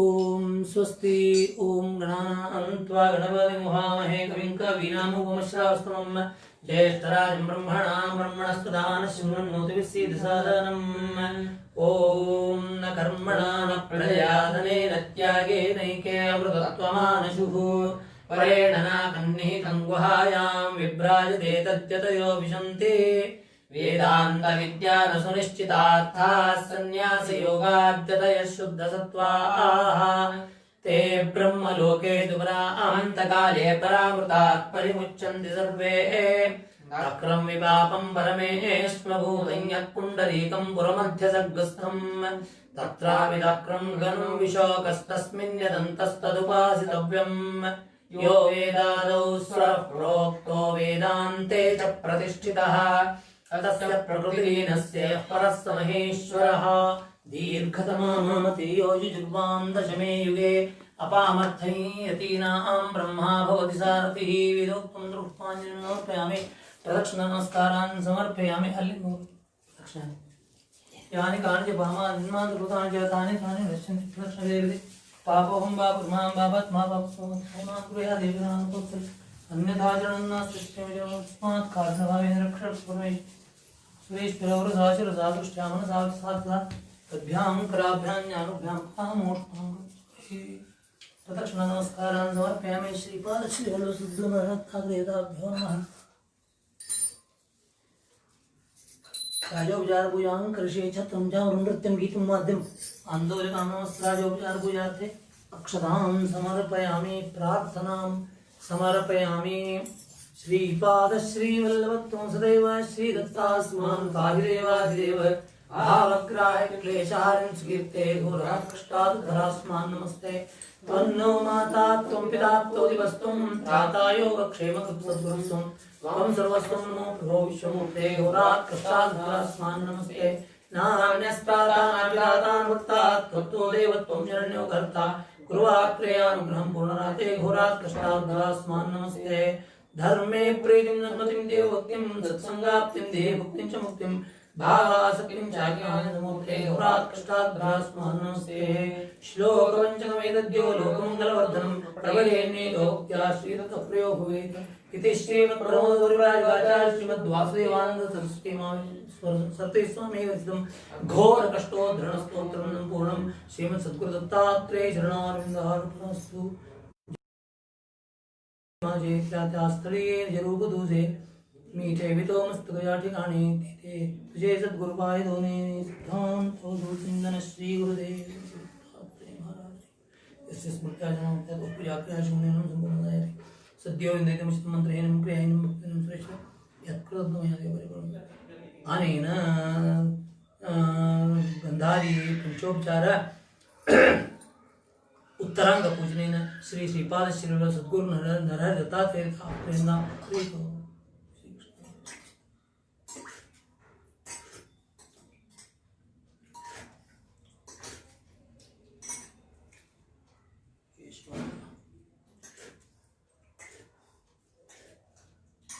गोविंदाय नमः विष्णुवे नमः सूर्याय नमः त्रिविक्रमाय नमः वामनाय नमः श्रीधराय नमः श्रीकेशाय नमः मनोहाय नमः दामोदराय नमः अंकरणाय नमः वसुदेवाय नमः प्रतिमाय नमः अनिरुद्धाय नमः पुरुषोत्तमाय नमः द्रौपदाय नमः नरसिंहाय नमः अच्युताय नमः जनार्दनाय नमः उपेन्द्राय नमः हरे नमः श्रीकृष्णाय नमः विष्णवे नमो विष्णवे नमो विष्णवे नमः मंत्रमध्ये क्रियामध्ये विष्णो स्मरणपूर्वकं यत्किंचित् क्रियते कर्म तत्कर्म सफलं कुरु शंभवे नमः शंभवे नमः शंभवे नमः मंत्रमध्ये क्रियामध्ये शंभो स्मरणपूर्वकं यत्किंचित् क्रियते कर्म तत्कर्म सफलं कुरु